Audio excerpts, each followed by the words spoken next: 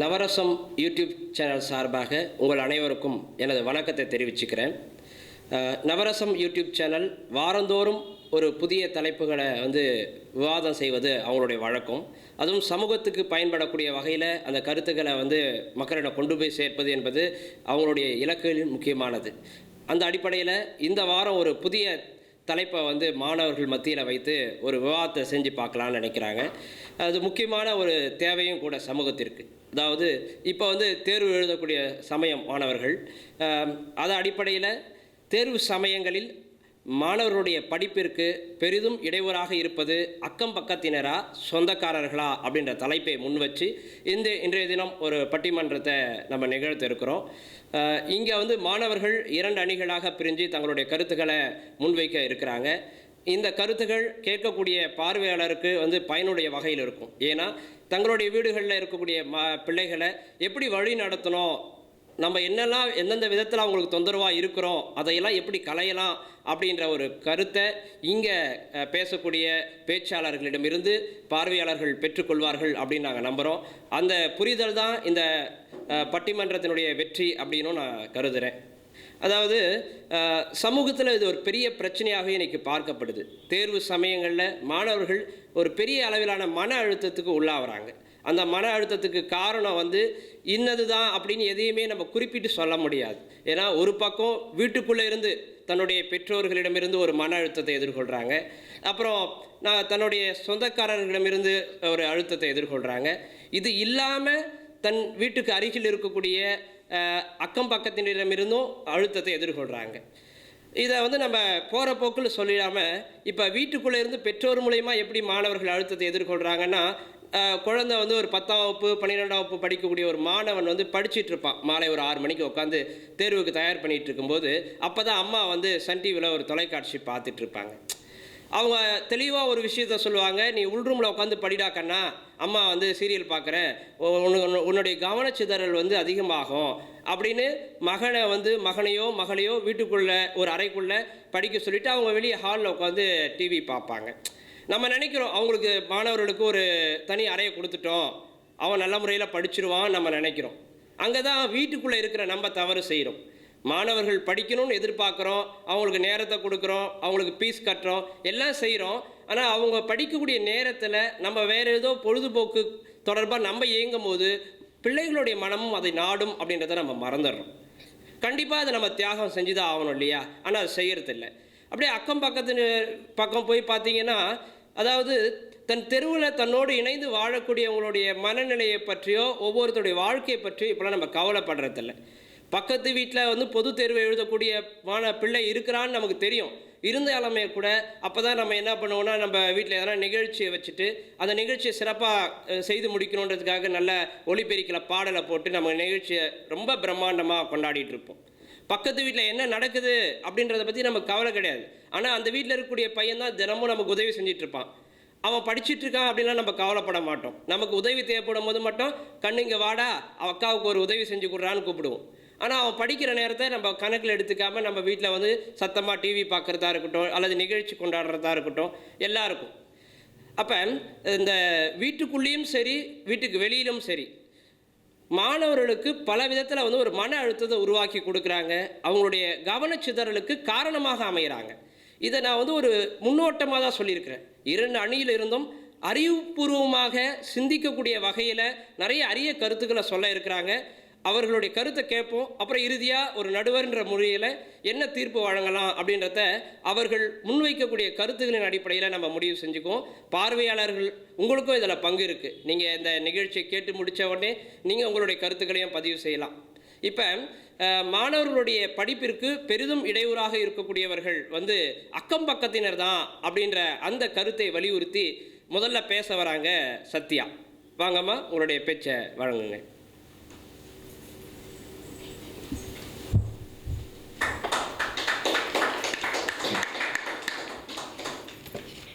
என் மூச்சுக்கும் என்னுடைய பேச்சுக்கும் முதலாயிருக்கும் தமிழை நான் முதலில் வணங்குகிறேன். இன்றைய தலைப்பு தேர்வு சமயங்களில் மாணவர்களுக்கு பெரிதும் இடையூறாக இருப்பது அக்கம் பக்கத்தினரா அல்லது சொந்தக்காரர்களா என்று. இதில் ஐயமேதும் இல்லை. அக்கம் பக்கத்தினரே. ஐயா, தலைவலின்னு வந்துருச்சு, அது நேராக வந்தா என்ன, சுற்றி வளைச்சி வந்தா என்ன அப்படிங்கிற மாதிரி சொந்தக்காரங்க மூலியமா வந்தா என்ன, அக்கம் பக்கத்தினர் மூலியமா வந்தா என்ன, ஆனால் என்ன, சொந்தக்காரங்க மூலியமா வர்றதை விட அக்கம் பக்கத்தினர் மூலியமா வர்ற தலைவலி அடிக்கடி வந்துக்கிட்டே இருக்கும்.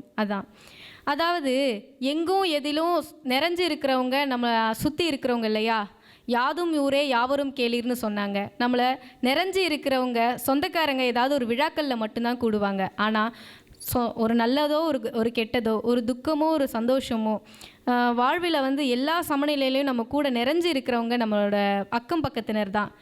அக்கம் பக்கத்தினர் நம்மளோட மனநிலையை எப்படி மாற்றுறாங்க அப்படின்ற ஒரு பார்வை நம்ம எடுத்துக்கிட்டோம் அப்படின்னா, ஒரு பொருள் மேல் வீட்டில் இருக்குது, கீழ் வீட்டில் இருக்குது, பக்கத்து வீட்டில் இருக்குது, எதிர்த்து வீட்டில் இருக்குது, உங்கள் வீட்டில் இருக்கா அப்படிங்கிற மாதிரி தேர்வு சமயங்களில் அந்த பையன் அவ்வளோ மார்க் எடுத்தான், இந்த பொண்ணு இவ்வளோ மார்க் எடுத்தா, அந்த காலேஜில் போயிட்டாங்க, இந்த நாட்டுக்கு படிக்க போயிருக்காங்க, அவ்வளோ சம்பாத்தியமா அப்படி இப்படின்னு சொல்லி நம்மளை ரொம்ப மன அளவில் வந்து நம்மளை உளைச்சலுக்கு ஆட்படுத்துகிற கருவி யார் அப்படின்னு பார்த்தீங்கன்னா நம்ம அக்கம் பக்கத்தினராக தாங்க இருப்பாங்க.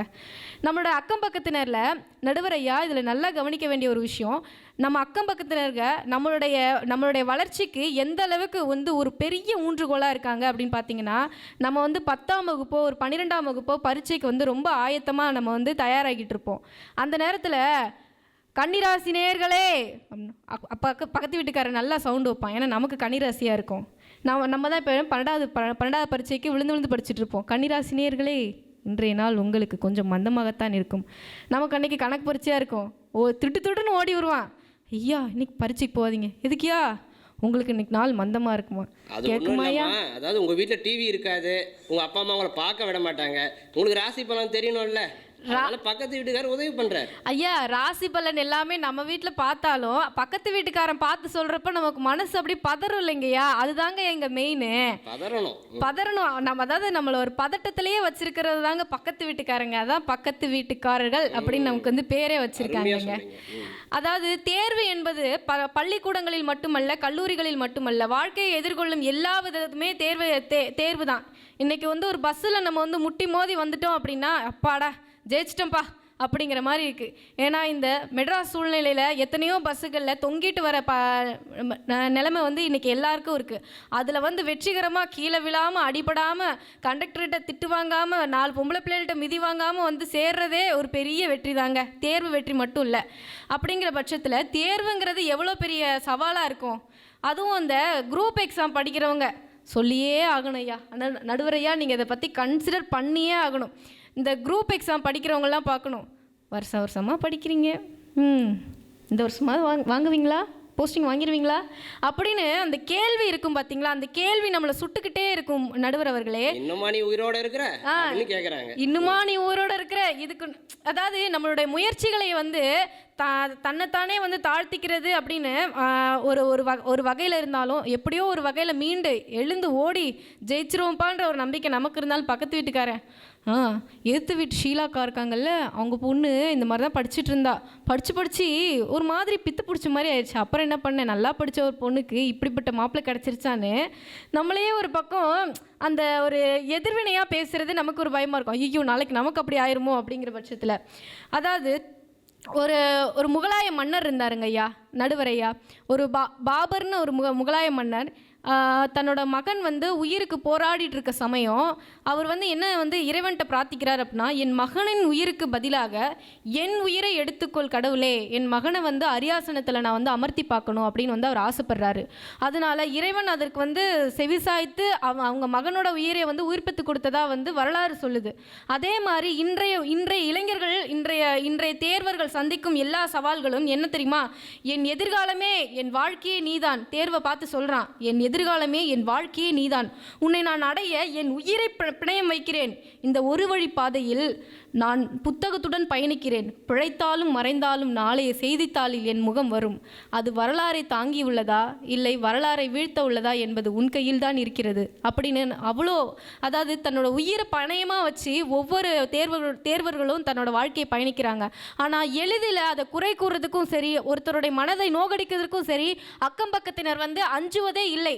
தனக்கு தான் சொல்கின்ற சொற்கள் எல்லாம் தனக்கு வந்து திரும்ப வரும் என்பதனை அவர்கள் வந்து ஒருபோதும் கண்டுகொள்வதே இல்லை என்பது இங்கே பலரோட வந்து மனக்குமுறலாக இருக்குது. அதாவது திசையை அறிபவன் வந்து நம்ம பக்கத்து வீட்டுக்காரங்க. காக்கா கத்திருச்சா, பக்கத்து வீட்டு ராணி வீட்டுக்கு நீ சொந்தக்காரங்க வராடி பார்த்துக்கடி அப்படின்னு அதாவது ஒரு காக்கா கத்துறதுல பக்கத்து வீட்டுக்காரி இன்னொருத்த வீட்டில் யார் வந்து சொந்தக்காரங்க வராங்களா வரலையான்னு. 10ஆம் வகுப்புக்கு ஒரு பையன் படிச்சுட்டு இருக்காங்க, கிளம்புறான் பரீட்சைக்கு. அங்கேருந்து வந்து எப்பா இன்னைக்கு பரீட்சைக்கு போகாத, என்னங்க இன்னைக்கு வடக்க சூளம் தெற்கு சூளம் இது எல்லாத்தையுமே வந்து கண்டுபிடிக்கிறதுலாம் யாருன்னா நம்ம பக்கத்து வீட்டுக்காரங்க. அதே அவ்வளோ பெரிய ஒரு அதாவது படிச்சிருக்க மாட்டாங்க, 3ஆம் கிளாஸ் ஃபெயிலாக இருப்பாங்க. ஆனால் அவங்களுக்குள்ள ஒரு தத்துவவியலாளர், ஒரு ஆஸ்ட்ராலஜி எல்லாருமே உள்ளே ஒளிஞ்சிட்டு இருக்காங்கன்னா அது வந்து ஒரு மறுக்க முடியாத உண்மையாக தான் இருக்கு. சரி 10ஆவது தாண்டிட்டோம், அப்பாடா பக்கத்து வீட்டுக்காரன் பேச மாட்டான். இல்லைங்க நாங்கள் 11ஆம் வகுப்பில் கண்டிப்பாக பேசியே ஆகும். என்ன குரூப் எடுக்க போகிறீங்க அப்படின்னு கேட்பாங்க. இல்லைங்க பையன் மார்க் கொஞ்சம் நல்லா எடுத்திருக்கான், மேத்ஸ் குரூப் படிக்க வைக்கலான்னு. டாக்டர் சீட்லாம் வேண்டாங்க, நீட் எழுதி உங்கள் பையன் பாலாக போகிறதுக்கு அதுக்காக நீங்கள் காமர்ஸ் குரூப் படிக்க வைக்கலாங்க அப்படின்னுவாங்க. நம்ம பிள்ளைங்க என்ன படிக்கணும் அப்படிங்கிறத வந்து பக்கத்து வீட்டுக்காரர்கள் வந்து தீர்மானிக்கிறார்கள். பக்கத்து வீட்டுக்காரர்களுடைய பிள்ளைகள் வந்து படிக்கிறாங்க, ஒரு அடுத்த முயற்சி ஒரு முன்னேற்றத்திற்கு போகிறாங்க அப்படின்றத வந்து மறைமுகமாக நம்மக்கிட்ட வந்து சொல்கிறதோ இல்லை எடுத்து கூறுறதோ வந்து விதம் வந்து தன்னை வந்து தாழ்த்தி கொள்ளும் வகையில் வந்து இருக்கிறது. அப்படின்னா தேர்வு சமயங்களோட மாணவர்களுடைய மனநிலையை மாற்றுறது பக்கத்து வீட்டுக்காரங்க தான் இருப்பாங்க. வெங்கடேச மாமா மகனை பார்த்தியாடா, நல்லா படித்தோண்டா, இப்போ யூஎஸ்ஏல செட்டில் ஆகிட்டான்டா, நீ என்னடா பண்ண போகிற அப்படின்னா, எம்மா எனக்கு இந்த கணக்கே ஒன்றும் வரலையேம்மா, சயின்ஸில் என்ன ஃபார்முலா கேட்பாங்கன்னு தெரியலம்மா, 34 மார்க் எடுத்தாவே பெரிய அதிசயமா, 1 மார்க் எவனா போட்டு என்ன பாஸ் ஆக்கி விட்டாதாம்மா நல்லதாக இருக்கும் அப்படிம்பாங்க. அந்த பயலை பிடிச்சி போய் வெங்கடேச மாமா மகன் யூஎஸ் போயிட்டான்றதுக்காக அவனை போய் மேத்ஸ் குரூப்பில் போட்டானா 11ஆம் வகுப்பில் ஃபெயிலாக போகாமல் என்னங்க பண்ணுவான்? தனக்கு என்ன தெரியுமோ, தனக்கு என்ன வருமோ, உங்கள் பிள்ளைங்களை உட்கார வச்சு பேசுங்க. அக்கம் பக்கத்துக்காக வீட்டுக்காரர்களுக்காக நீங்கள் வாழாதீங்க. உங்களுடைய பிள்ளைகளோட வாழ்க்கையை வந்து கெடுத்துறாதீங்க. எத்தனையோ தேர்வர்கள் வந்து இன்றைய தேர்வர்கள் வந்து ஏந்தி நிற்கும் மனப்பான்மை, திக்கெல்லாம் திருந்து தேய்கிறேன், மக்காச்சோள கருதில் ஒட்டிக்கொள்ளும் முத்தாய் தவிக்கிறேன், வயது 30 ஆகிவிட்டது, இன்னும் கடமைகள் குறையவில்லை, உன்னை நான் துரத்தி கொண்டிருக்கிறேன், இந்த ஒரு முறையாவது என்னை வந்து சேர்வாயா அப்படி என்று தேர்வர்கள் போட்டித் தேர்வுகளுக்காக ஏங்கி கொண்டிருக்கிறார்கள். அவர்களுக்கெல்லாம் ஒரு முத்தாய்ப்பாகவும், உன்னால் முடியும்ப்பா, நீ பெரியாளாக வருவப்பா, உன் முகத்திலே அந்த அம்சம் இருக்குப்பா, லட்சணம் வந்து அப்படி இருக்குதுப்பா அப்படின்னு ஒரு 4 வார்த்தை நல்லா பேசினா போதுமே, அவங்க வந்து எவ்வளவோ சாதிக்கிறதுக்காக. அதாவது நடுவர் அவர்களையே செருப்பு தைக்கும் தொழிலாளி கூட தன் இருக்கும் இடத்தை சுத்தம் செய்து செய்யும் தொழிலே தெய்வம் என்று நினைக்கிறான். அதே போல தேர்வர்கள் தம் போட்டித் தேர்வினை கண்டிப்பான முறையில் நல்ல சிறப்பானது ஒரு வெற்றியை நாம் கொண்டாடி விடுவோம் என்ற நம்பிக்கையில் தேர்வெழுத போகிறார்கள். அவர்களுக்கு அக்கம் பக்கத்து வீட்டுக்காரர்கள் கொடுக்கும் சொற்களும் பரிசுகளும் வந்து எப்படி இருக்கிறது என்றால் எதிர்வினையாகவும் அதாவது எதிர்மறையாகவும் இருக்கிறது என்பதை இங்கு வந்து வருத்தத்திற்குரிய ஒன்றாக இருக்கிறது.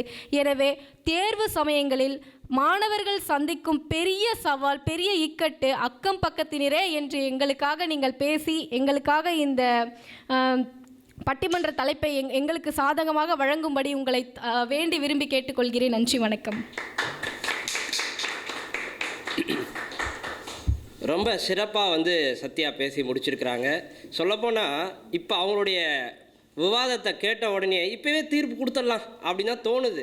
ஆனால் எதிர்த்தரப்புன்னு ஒருத்தவங்க இருக்காங்க இல்லையா, அவங்களோட கருத்தையும் நம்ம கேட்கணும். உண்மையிலேயே சத்யாவுடைய பேச்சை நீங்களாம் கேட்டிருப்பீங்க, உங்களுக்கு நிறைய விஷயங்கள் புரிஞ்சிருக்கும். அதாவது தன் பிள்ளையை வந்து பெற்றோர்கள் ஒரு நல்ல நிலைக்கு உயர்த்தணும்னு தான் நினைக்கிறாங்க. தங்களுடைய வாழ்வை முழுவதும் பிள்ளைக்காகவே அர்ப்பணிக்கிறாங்க. நாள் முழுவதும் உழைச்சி களைச்சி போய் அந்த பிள்ளையை நல்ல முறையில் வளர்க்கணும் அப்படின்னு எல்லாத்தையும் செய்கிறாங்க. ஆனால் ஒரு இடத்துல தவறு பண்ணிடுறாங்க. தன் மகனோ மகளோ அவங்களுடைய வளர்ச்சியில் தன்னை காட்டிலும் இன்னொருத்தவங்களுடைய தலையீடு இருக்குன்றதை புரிஞ்சிக்க மாட்டேங்கிறாங்க. பக்கத்து வீட்டில் இருக்கிறவங்க என்ன சொல்லுவாங்களோ அப்படின்ற ஒரு எண்ணத்தில் எல்லா கருத்தையும் போய் பக்கத்து வீட்டில் போய் கேட்குறது. நம்ம கேட்க தொடங்கணும் தொடக்கத்தில். இப்போ அவனே மொத்தமாக வந்து கொட்டுறான் நம்ம காதுக்குள்ளே.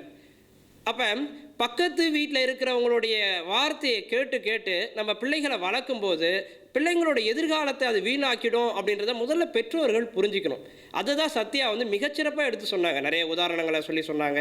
அதாவது போட்டித் தேர்வு எழுதுகிறவங்களுக்கு தான் அந்த சிரமம் தெரியும். சில பணிக்கெலாம் வந்து பார்த்திங்கன்னா வயது வரம்பு உண்டு. 30 வயதை தொட்டுட்டால் சில தேர்வு எழுத முடியாது. 29 வயதில் உட்காந்து மாங்குன்னு அவர் படிப்பார். அந்த ஆணோ பெண்ணோ உட்காந்து படிப்பாங்க, கடினமாக உழைப்பாங்க, இரவும் பார்க்கலாம். பொழுது விடிஞ்சு அப்படியே வெளியே வந்து அந்த பையன் பல் விளக்கின்னு இருக்கும்போது அவங்க வீட்டு மொட்டை மாடிலேருந்து ஒரு குரல் வரும், எப்போ தான் இவெல்லாம் வேலைக்கு போக போகிறானோ அப்படின்னு. அந்த தம்பி எவ்வளோ கஷ்டப்பட்டு படிச்சுட்டு இருப்பார். அப்போ வெளியே இருக்கிறவங்க அதை பற்றி கவலைப்படுறது கிடையாது. அவர் எந்த அளவுக்கு வேகமாக ஓடிட்டுருக்காரு, என்ன மாதிரியான ஒரு மன போராட்டத்தை சந்திச்சிட்ருக்காரு அப்படிலாம் நம்ம கவலைப்படுறதில்ல. போகிற போக்கில் வந்து நம்மளுடைய உள்ளத்தில் இருக்கக்கூடிய வக்கிரத்தை அப்படியே கொட்டிடுறோம். நம்மளுடைய ஒரு வார்த்தை போதும் ஒரு மாணவனுடைய வாழ்க்கை வீணாக்கிறதுக்கு.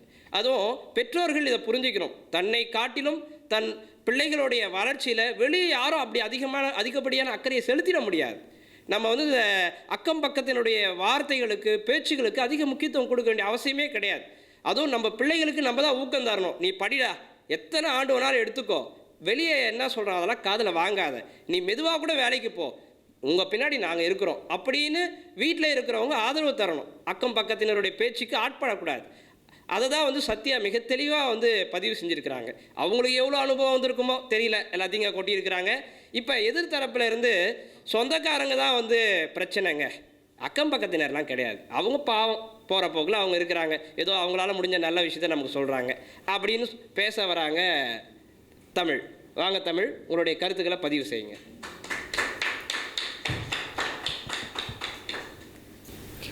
எம்மொழிக்கு மூத்தவளே, ஏற்றம் பல தந்தவளே, எங்கள் இதயங்களில் செம்மாந்து இருப்பவளே தமிழ்த்தாயே, என் நாவில் வந்து நடனமாடாவிட்டாலும் பரவாயில்லை, நடந்தாவது போ என்று தாய் தமிழை வணங்கி, ஐயா நடுவர் ஐயா அவர்களே, இன்றைக்கு ஒரு சிறப்பான ஒரு தலைப்பு உங்கள் கையில் இருக்கிறது. தேர்வு சமயங்களில் மாணவர்களின் படிப்புக்கு இடையூறாக இருப்பது அக்கம் பக்கத்தினரே, சொந்தக்காரர்களே என்று. அந்த தலைப்பில் கூட பாருங்க, அக்கம் பக்கத்தினர்னு முதல்ல கொடுத்துருக்காங்க, சொந்தக்காரர்களே அப்படின்னு ரெண்டாவது தான் கொடுத்துருக்காங்க. அதனால சொந்தக்காரர்கள் பெருசா இடையூறு பண்ண மாட்டாங்கன்னு நீங்க நினைச்சிடாதீங்க. பாதி பேர் இங்க படிச்சு முன்னேறி எப்படியாவது வேலைக்கு போகணும்னு நினைக்கிற சூழல் இருக்கிறதே இந்த சொந்தக்காரங்க முன்னாடிலாம் நம்ம நல்லா வளர்ந்துடணும். இப்போ கூட பார்த்தீங்கன்னா நிறைய ஃபோனில் ஸ்டேட்டஸ் பார்க்கலாம், நம்மளை யார் முன்னாடி நம்ம விழுந்து கிடக்கிறோமோ அவங்க முன்னாடி நம்ம போய் திமிரோடு நடந்து இருக்கிறது தான் நமக்கு பெருமை, அவங்க முன்னாடி மட்டுமாவது நம்ம திமிரா நடக்கிற மாதிரி நம்ம வளர்ந்து காட்டணுன்ற அளவுக்கு இப்போ இருக்கிற மாணவர்கள்லாம் யோசிக்க ஆரம்பிச்சிட்டாங்க ஐயா. அதனால் இப்போ தேர்வு சமயங்களில் இடையூறாக இருப்பது அப்படின்றது சொந்தக்காரர்கள் மட்டுமா தான் இருக்க முடியும் அப்படின்றத முன்னாடியே நான் உங்களுக்கு சொல்லிடுறேன். அதாவது அக்கம் பக்கத்தினரை கூட நம்பிடலாம், சொந்தக்கார பேரை நம்பக்கூடாது இல்லையா? அப்படின்னு சொல்லிக்கலாம். இந்த தேர்வு சமயங்கள்னு சொல்லும்போது எனக்கு தலைப்புக்குள்ளே சில ஒரு விடயங்கள் தோன்றுச்சுங்க நடுவரையா. என்னென்னா, தேர்வு சமயங்கள்னு சொல்லிட்டோம், ஒரு மனுஷனுக்கு ஒரு தடவை தேர்வு வந்தால் பரவாயில்ல. இப்போ இருக்கிற காலகட்டத்தில் midterm, revision, half yearly, quarterly அப்படின்னு சொல்லிட்டு ஒரு மனுஷன் எப்படியும் ஒரு மாதத்துக்கு 2 தடவை எழுதிடுறாங்க. இப்போ படிக்கிற மாணவர்கள் ஒரு மாதத்துக்கு எப்படியாவது அவங்களுக்கு 2 தேர்வு வந்துடும். ஒன்று, அவங்க ஸ்கூலில் ஒரு பாடம் நடத்தின உடனே ஒரு டெஸ்ட்டை வச்சுருவாங்க, இது கிளாஸ் டெஸ்ட்டு. அப்புறம் ஒரு மாதம் கழித்து மிட்டம் டெஸ்ட்டுன்னு சொல்லிட்டு ஒரு 2 பாடத்தில் ஒரு 3 பாடத்தில் குறிப்பிட்ட பாடத்தில் இருந்து மட்டும் கேள்வி வரும், அது மிட்டம் டெஸ்ட்டு. மொத்தமாக சேர்த்து ஒரு 3 மாதத்துலேயும் என்னென்னலாம் நடத்தினாங்கன்னு ஒரு 5-6 பாடத்துக்கு ஒரு சப்ஜெக்ட்ல இருந்து வரும், அதுதான் காலாண்டு தேர்வுன்னு சொல்லிட்டு. அப்புறம் மொத்தம் மாணவர்களுக்கு வகுப்பு நடக்குதான்னு தெரியல, தேர்வு மட்டும் நடந்துக்கிட்டே இருக்குங்க. அதனால தான் சொல்கிறேன், அக்கம் பக்கத்தினர்கள் வந்து தேர்வு எல்லா நேரத்துலையும் பசங்க படிச்சுக்கிறாங்களா படிக்கலையான்னு கூட கவனிக்க மாட்டாங்க.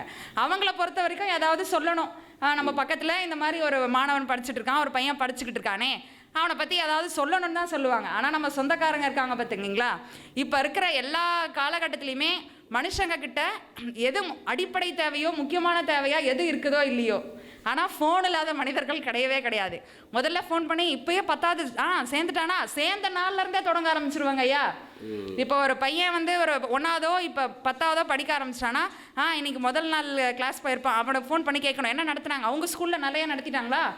அதே வயசில் நம்ம வீட்லேயும் ஒரு பையன் இருந்தாங்கன்னு வச்சுக்கோங்க, இன்றைக்கி எங்கள் ஸ்கூலில் இந்த பையன் போனானாமா, இவனுக்கும் வந்து இந்த மாதிரிலாம் இந்த பாடலாம் நடத்திட்டாங்களாமா, அப்படி கேட்குற ஒரு சில குடும்பங்கள் இருக்காங்க.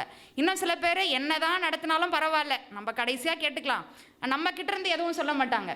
நாங்கள் இந்த பையன் எப்படி படிக்கிறான், என் பையனை இந்த டியூஷனில் சேர்த்துருக்கோம், அந்த மாதிரிலாம் எதுவும் சொல்ல மாட்டாங்க. ஆனால் அவங்க நம்ம சொந்தக்காரங்க என்ன பையனை வந்து எந்த டியூஷனில் சேர்த்து வச்சுருக்காங்க, என்ன மாதிரியெல்லாம் படிக்க வைக்கிறாங்க, என்ன மாதிரிலாம் கோச்சிங் கொடுக்குறாங்கன்னு சொல்லி கேட்க ஆரம்பிச்சிருவாங்க. இந்த மாதிரி கடைசி வரைக்கும் சொந்தக்காரங்க வந்து இப்போலாம் பார்த்தீங்கன்னா வாட்ஸ்அப் ஒன்று வந்துருச்சு, ஃபேமிலி குரூப். முன்னாடிலாம் படிக்கிற பசங்களுக்கு ஒரு குரூப்பு, சரி அவங்க வந்து ஏதாவது ஃப்ரெண்ட்ஸுங்க மட்டும் வச்சு அவங்களுக்கு தேவையானது மாதிரி பேசிக்கிற ஒரு குரூப்னா இப்போ ஃபேமிலி குரூப் இருக்குங்க ஐயா. அதாவது சொந்த செலவிலே சூனியம் வைக்கிறதுனாலமா அது இதுதான், அதுதான் ஃபேமிலி குரூப். ஆமா, இப்போ என்ன உருவாக்கி வச்சுக்கிறோம். என்ன பண்ணுறாங்கன்னா, இப்போ நம்ம பையன் ஏதாவது ஒரு போட்டியில் போயிட்டு ஒரு முதல் பரிசு வாங்கிட்டானா போதும், உடனே ஃபேமிலி குரூப்பில் today my son got a first prize in this competition அப்படின்னு போட்டுருவாங்க. உடனே அவங்க சந்தோஷமாக இருக்கணும்னு போடுறாங்களா இல்லை பார்த்துட்டு வயிறு ரிட்டர்ன் போடுறாங்களா தெரியாது. ஆனால் அந்த குழுவில் இருக்கிற சொந்தக்காரங்க எல்லாரும் பார்த்துட்டு சந்தோஷப்படுவாங்க தான். சந்தோஷமே படாத சொந்தக்காரங்க இருக்க மாட்டாங்க நம்ம சொல்லிட முடியாது. சந்தோஷம் இருந்தாலும் அவங்க மனசுக்குள்ளே நம்ம பையனும் இந்த மாதிரி ஏதாவது ஒரு போட்டியில் போய் ஜெயிச்சா நம்மளும் இந்த குரூப்பில் ஏதாவது போடலாம் அப்படின்னு ஒரு ஏக்கம். வீட்டில் வந்து அன்னைக்கு நைட்டு பூகமே வெடிச்சிருக்கோம். அவன் பாரு எப்படி படிக்கிறான் இந்த வயசுலயே அப்படின்னு சொல்லிட்டு, இந்த வயசுலயும் உட்காந்து நீ சாப்பிட்டுக்கிட்டு இருக்க அப்படின்னு. இப்ப இருக்கிற பசங்க படிக்கிறதே பெரிய விஷயமா இருக்கு. அவங்க கிட்ட இருக்கிற ஃபோனு, அவங்க கிட்ட இருக்கிற நிறைய டிஸ்ட்ராக்ஷன்லாம் தாண்டி அவங்க படிக்க வந்தா அதுக்கப்புறம் இவங்க கொடுக்குற பாதி டார்ச்சர்லேயே பசங்க ரொம்ப இன்னும் டிப்ரெஷன் ஆகிடுறாங்க. ஐயோ நமக்காக படிக்கணும்னு மாணவர்கள் யோசிக்கிறதே ரொம்ப அரிதாக போயிடுச்சு. அப்புறம் இவங்களுக்காக படிக்கணும் அப்படின்ற ஒரு தன்மையும் இவங்க கிட்ட வந்துடுச்சு. முன்னாடிலாம் 10வது படித்தா அந்த டைமில் மட்டும்தாங்க என் சொந்தக்காரங்க கேட்க ஆரம்பிப்பாங்க. இப்போலாம் அப்படி கிடையாது. 1வது பள்ளிக்கூடம் சேர்க்கறதுலேருந்தே ஆரம்பிச்சிடுறாங்க. அவங்க வந்து இன்டர்நேஷ்னல் ஸ்கூலில் சேர்த்தா நம்ம இந்த தமிழ்நாட்டில் இருக்கிற ஃபஸ்ட்டு ஸ்கூலில் தான் நம்ம சேர்க்கணும். அப்படி இல்லைன்னா அவங்க எந்த ஸ்கூலில் சேர்க்குறாங்களோ அதை விட பெட்டரான ஒரு ஸ்கூலில் சேர்க்கணும். அவங்க இப்போதுலேருந்தே அவன் போட்டிகளில் என்னென்னலாம் தனித்திறமைகளாக கற்றுக்கிறானோ அதை விட இன்னும் நிறைய 4-5 தனித்திறமைகளை நம்மளோட பையனுக்கு வளர்க்க வைக்கணும் அப்படின்ற அந்த போட்டி மனப்பான்மை வந்து சில இடங்களில் நன்மையை தந்தாலுமே நிறைய இடங்களில் சில மாணவர்களுக்கு வந்து அது வந்து ஒரு மன அழுத்தத்தையும் மன உளைச்சலையும் தருதுங்க தான் ஐயா சொல்ல முடியும். அந்த சொந்தக்காரங்களை பார்த்து தான் வந்து பேரண்ட் எல்லாமே செய்கிறாங்க. ஆமாம். இப்போ ஏன்னா எல்லா குடும்பங்களுமே படித்தவங்களா வந்துடுறாங்கன்னு சொல்ல முடியாது. ஒரு சில குடும்பங்களில் பெற்றோர்கள் படிச்சிருப்பாங்க, அவங்களுக்கு தெரியும் இந்த இடத்துல இந்த மாதிரி படிக்க வைக்கலாம், அரசு பள்ளிகள்லேயே நிறைய இதெல்லாம் கொடுக்குறாங்க அப்படின்றது சில பேருக்கு புரிஞ்சு அந்த மாதிரியான சேர்க்கக்கூடிய ஆட்களும் இருக்காங்க. சில பேருக்கு எப்படின்னா நம்ம மற்றவங்களோட ஒரு தனித்துவமாக தெரியணும் அப்படின்றதுக்காக மட்டும்தான் இங்கே வரைக்கும் கூட இப்போ வரைக்கும் செயல்பட்டுக்கிட்டு இருக்காங்க நிறைய பேர். அவங்களுக்கு அந்த போதிய சம்பளம் கூட கம்மியாக தான் இருக்கும். ஒரு மாணவனுக்கு வந்து ஒரு எல்கேஜி யூகேஜியில் போயிட்டு இப்போ நம்ம ஒரு ஸ்கூலில் சேர்த்தோன்னா ஒரு 60,000 70,000 வரைக்கும் அவங்களோட ஃபீஸு அவங்களோட யூனிஃபார்ம்லேருந்து எல்லா செலவுகளும் வந்துடுது.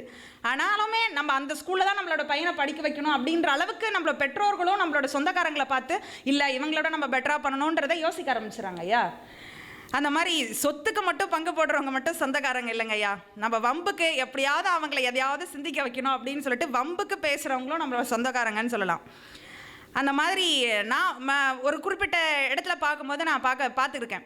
வீட்டில் எப்படின்னா நம்ம பையன் ரொம்ப அராஜகம் பண்ணுறவனாக இருப்பான், நம்ம சொல்கிறதையே கேட்க மாட்டான், மதிக்காதவனாக இருப்பான். ஆனால் இப்போ ஒரு சொந்தக்காரங்க வீட்டுக்கு கூப்பிட்டு போயிட்டா போதும், அந்த இடத்துல அவங்க மாமா வந்து ஏதோ ஒரு அன்பளிப்பாக பங்காக கொடுப்பார், இந்தாப்பா ஒரு 100 ரூபா வச்சுக்கோப்பா அப்படின்னு சொல்லுவார். அவங்க அம்மா சொல்லுவாங்க தான் அப்படின்னு சொல்லுவாங்க. ஆனால் அவனுக்குள்ளே இருக்கும் மனசுக்குள்ளே, ஓகே நம்ம மாமா நம்ம மேலே அன்பாக கொடுக்குறாரு வாங்கிக்கலாம் அப்படின்னு சொல்லி. ஆனால் என்ன பண்ணுவாங்க, அந்த அந்த ஒரு எப்படி சொல்கிறது, அது வந்து ஒரு அந்த இடத்துல ஒரு பாசம் அப்படின்றதெல்லாம் கூட அவங்களுக்கு முன்னாடி வந்து நம்ம ஒரு முன்னாடி இருக்கணும், நம்ம தனித்துவமாக இருக்கணும் அப்படின்றதுல அந்த பாசத்தை கூட நிறைய சொந்தக்காரங்க வந்து இப்போ தொலைக்க ஆரம்பிச்சிடுறாங்க கொஞ்சம் இடத்துல. அந்த மாதிரி மிரட்டுவாங்க. அதனால் என்ன பண்ணுவாங்க, நம்ம மாமா பசங்களோட நல்லா படிக்கணும், ரொம்ப நல்லா கொஞ்சம் விளையாடி நான் ஓடி விளையாடு பாப்பாலாம் சொன்ன மாதிரி இப்போலாம் பக்கத்தில் இருக்கிறவங்க கிட்ட விளையாடுறதுக்கு நான் கூட இப்படி ஆகிடும் அடிபட்டுரும் அப்படி இப்படின்னு சொல்லி மிரட்டுவாங்க. சரி சொந்தக்கார பசங்க தானே, தெரிஞ்ச பசங்க தானே, அவங்க கிட்ட இப்போத்துலேருந்தே வன்மத்தை தூண்ட ஆரம்பிச்சிடுறாங்க. ஐயா அவங்களோட நல்லா படிக்கணும், இவனோட நல்லா படிக்கணும், அவங்க கிட்ட வந்து இந்த மாதிரி தான் பேசணும் அப்படின்னு சொல்லி மாணவர்கள் பசங்களை வந்து ரொம்ப ஒரு தவறான பாதையில் கொண்டு போகிறதுக்கு பெற்றோர்களே சில இடங்களில் காரணமாக இருக்காங்க. வள்ளுவர் சொல்லுவார், கற்க கசடர கற்பவை கற்றபின் நிற்க அதற்கு தக அப்படின்னு சொல்லிட்டு. ஆனால் இப்போ நம்ம சொந்தக்காரங்களோ அக்கம் பக்கத்தினரோ இந்த மாதிரிலாம் நடக்கிறத பார்த்துட்டு வள்ளுவர் இருந்திருந்தாருன்னா ஒரு குறள் சொல்லியிருப்பார், கேட்க கேட்காமல் இருக்க கேட்டதை கேட்ட பின் அன்றே அதை மறக்க அப்படின்னு ஒரு குறள் எழுதியிருப்பாரு. அந்த மாதிரி ஒரு குறள் எழுதியிருப்பாரு. இப்போ 2வது 3வது படிக்கிற பசங்களுக்கு எல்லாருக்குமே தெரிய ஆரம்பிச்சிருச்சு, நிறைய தனித்திறமைகள்லாம் நம்ம பசங்களுக்கு கற்றுக் கொடுக்கணும். சிலம்பம், இப்போ பாட்டு கிளாஸ்க்கு அனுப்புகிறாங்க, மியூசிக் கிளாஸ்க்கு அனுப்புகிறாங்க. இந்த மாதிரி நிறைய வகுப்புகள்லாம் நிறைய தனித்திறமைகள்லாம் வளர்த்துக்கிட்டோம் சில மாணவர்கள் படிக்கிறாங்க. அந்த படிக்கிற மாணவர்களுக்கு அந்த படிக்கிற பசங்களுக்கு அவங்க வீட்டில் வந்து சில பெற்றோர்கள் வந்து அதை சம்மதிக்கிறாங்க, இந்த மாதிரிலாம் பண்ணு அப்படின்னு சொல்லிட்டு. ஆனால் சில பெற்றோர்கள் என்ன பண்ணுறாங்க, அவனுக்கு அந்த தனித்திறமை தான் இருக்கும். ஒரு பையனுக்கு ஒரு பாட்டு பாடுற திறமை இருக்குன்னா அந்த பையனுக்கு நல்லா பாட்டு பாடும். ஒருவேளை அவனை அந்த பாட்டு துறையிலே விட்டுட்டா இன்னும் கூட நல்ல ஒரு உலக அளவில் கூட புகழ் பெறுற அளவுக்கு அவனுக்கு திறமை இருக்கும். ஆனால் அப்படி விட்டுற மாட்டாங்க. நம்மளோட அண்ணன் பையன், நம்மளோட சித்தி பையன் இப்படி படிச்சிருக்கான், அவங்களுக்கு வந்து படிப்பு மட்டும்தான் ஒரு பெரிய விடயம் அப்படின்றத மாற்றுறதுக்கே நம்ம இப்போ இருக்கிற சமூகத்தில் பெரிய ஒரு விஷயமா இருக்குங்க. தேர்வு சமயங்களில் இடையூறாக இருக்கிறது அப்படின்றத பார்க்கும்போது தேர்வு மட்டும்தான் ஒரு மிகப்பெரிய விஷயமாவே இப்போ இருக்கிற பெற்றோர்களும் சரி சமூகமும் சரி பார்க்குறாங்க. அதில் எடுக்கிற மதிப்பெண்கள் தான் அவங்க அந்த பசங்களோட தனித்திறமையும் அந்த பசங்களோட திறமையும் அந்த பசங்களோட வளர்ச்சியோ நிர்ணயம் பண்ணுது. அதையெல்லாம் தாண்டி ஏதோ ஒரு இடத்துல 2-3 பசங்க வந்து வளர்ச்சி அடைஞ்சிட்டாங்கன்னா அதையுமே ஒரு டக்குன்னு வந்து ஒரு வளர்ச்சியை வந்து ஏற்றுக்க மாட்டாங்க. நிறைய குறிப்பிட்ட காலம் எடுக்கும். அவன் வந்து ஒரு 100 பேராலையாவது அவன் புகழப்படணும், ஒரு தனித்திறமை மூலமாக வளர்ந்து வந்த அப்பா மட்டும்தான் அந்த பையனை ஒரு பையனாகவே மதிக்கிறாங்க. அப்படி இல்லைன்னா அவனுக்கு எதுவுமே வராது, அவன் எதுவுமே படிக்க மாட்டான் அப்படின்ற ஒரு தன்மை தான் இருக்குது. அப்புறம் இன்னொன்றுனா இப்போ இன்னொரு விஷயம் பார்த்தீங்கன்னாங்க ஐயா, அக்கம் பக்கத்தில் இப்போ இருக்காங்கன்னு வச்சுக்கோங்க, டேரெக்டாக அவங்கள சொல்ல முடியாது. பாரு நம்ம பக்கத்து வீட்டு பையன் இப்படி பண்ணுறான், இப்படி படிக்கிறான் அப்படின்னு திடீர்னு அவங்களுக்குள்ள எப்போ வேணாலும் சண்டை வரல, வாய்க்கால் சண்டை மாதிரி எப்போ வேணாலும் சண்டை வந்துடும். அதுவே இப்போ என் அண்ணன் பையன், என் சித்தி பையன், என் மாமா பொண்ணு இப்படி படிக்கிறா அப்படி படிக்கிறான்னா மாமா பொண்ணு அக்கா பையன்லாம் டெய்லி வந்து அவங்கள பார்க்க மாட்டாங்க. அதனால் அவங்களே சாம்பிள் சொல்லி பசங்களை வந்து திட்டுறது தான் இப்போ இருக்கிற பெற்றோர்களுக்கே ரொம்ப இதுவாக இருக்குது. அவங்க சொந்தக்காரங்க சொல்கிறாங்களோ இல்லையோ, ஆனால் இப்படி சொந்தக்காரங்களா படிக்கிறாங்க இருக்கிறாங்க அப்படின்னு சொல்லியே பசங்களை வளர்க்குற சூழ்நிலை தாங்க ஐயா இப்போ வரைக்கும் இருந்துகிட்டு இருக்கு. அந்த மாதிரி அறிஞர்களோட நிறைய பேரோட வாழ்க்கை வரலாறுகள்லாம் பார்த்தீங்கன்னா கூட இந்த மாதிரி கஷ்டப்பட்டாங்க, இந்த மாதிரி இது பண்ணியிருப்பாங்கன்னு தான் பார்த்துருப்போம். நிறைய பேரை சொந்தக்காரங்களாம் அவங்கள எப்படி சொன்னாங்க அப்படின்ற ஒரு பகுதியை அங்கே வந்து ஸ்கிப் பண்ணிடுவாங்க, அதை பற்றி சொல்லவே மாட்டாங்க. ஆனால் நம்ம இன்னும் நல்லா ஆழ்ந்து பார்த்தோன்னா தான் தெரியும், பெரிய பெரிய அறிஞர்களோட வாழ்க்கையிலலாம் அவங்களோட கூட இருந்தவர்களால் ரொம்ப மனதளவில் பாதிக்கப்பட்டதான் அவங்க வந்து ஒரு பெரிய சாதனை பண்ணணுன்னே ஒரு ஆய்வுகள்லாம் எடுத்து பார்த்தோன்னா நமக்கு தெரியுங்கய்யா. அதனால் உண்மையிலேயே தேர்வு சமயங்களில் மாணவர்களோட படிப்புக்கு நல்ல இடையூறாக இருக்கிறவங்களும் இருக்காங்க, கெட்ட இடையூறுகளாக இருக்கிறவங்களும் இருக்கிறாங்க. அந்த இடையூறுகளாக இருக்கிறவங்களையே மிக முக்கியமானவர்கள் சொந்தக்காரர்கள் தான் ஐயா என்று சொல்லி வாய்ப்பளித்தமைக்கு நன்றி சொல்லி விடைபெறுகிறேன். நன்றி. அருமை அருமை அருமை. ரொம்ப சிறப்பாக வந்து தன்னுடைய கருத்துக்களை வந்து தமிழ் முன் வச்சிருக்கிறாங்க. கேட்கும் போது உண்மை தானே அப்படின்னு தான் நமக்கு சொல்ல தோணுது. அவையார் சொல்லியிருப்பாங்க, அதாவது உடனிருந்தே கொள்ளும் வியாதி அப்படின்ட்டு. அதாவது சொந்தக்காரர்கள் வந்து நம்ம கூட இருந்து கொள்ளக்கூடிய வியாதியை போன்றவர்கள் அப்படின்னு தான் வந்து தமிழ் சொல்லியிருக்கிறாங்க.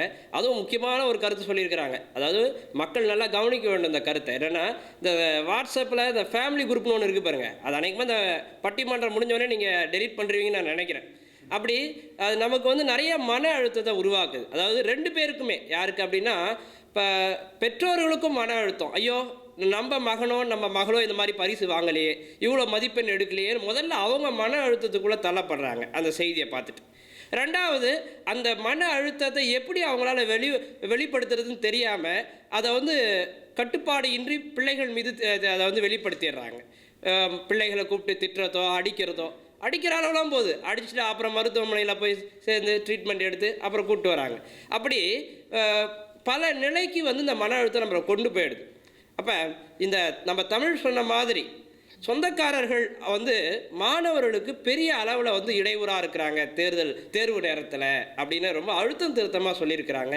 இருந்தாலுமே கூட நம்ம வந்து எந்த ஒரு கருத்தையும் பொதுப்படையாக வந்து விவாதத்துக்கு உட்படுத்தணும். அந்த அடிப்படையில் இப்போ அக்கம் பக்கத்தினர் தான் வந்து பெரிதும் வந்து இடையூறாக இருக்கிறாங்க அப்படின்ற கருத்தை மீண்டும் வலியுறுத்தி பேசுவதற்காக காசி வெங்கடேசன் அவர்கள் வராரு.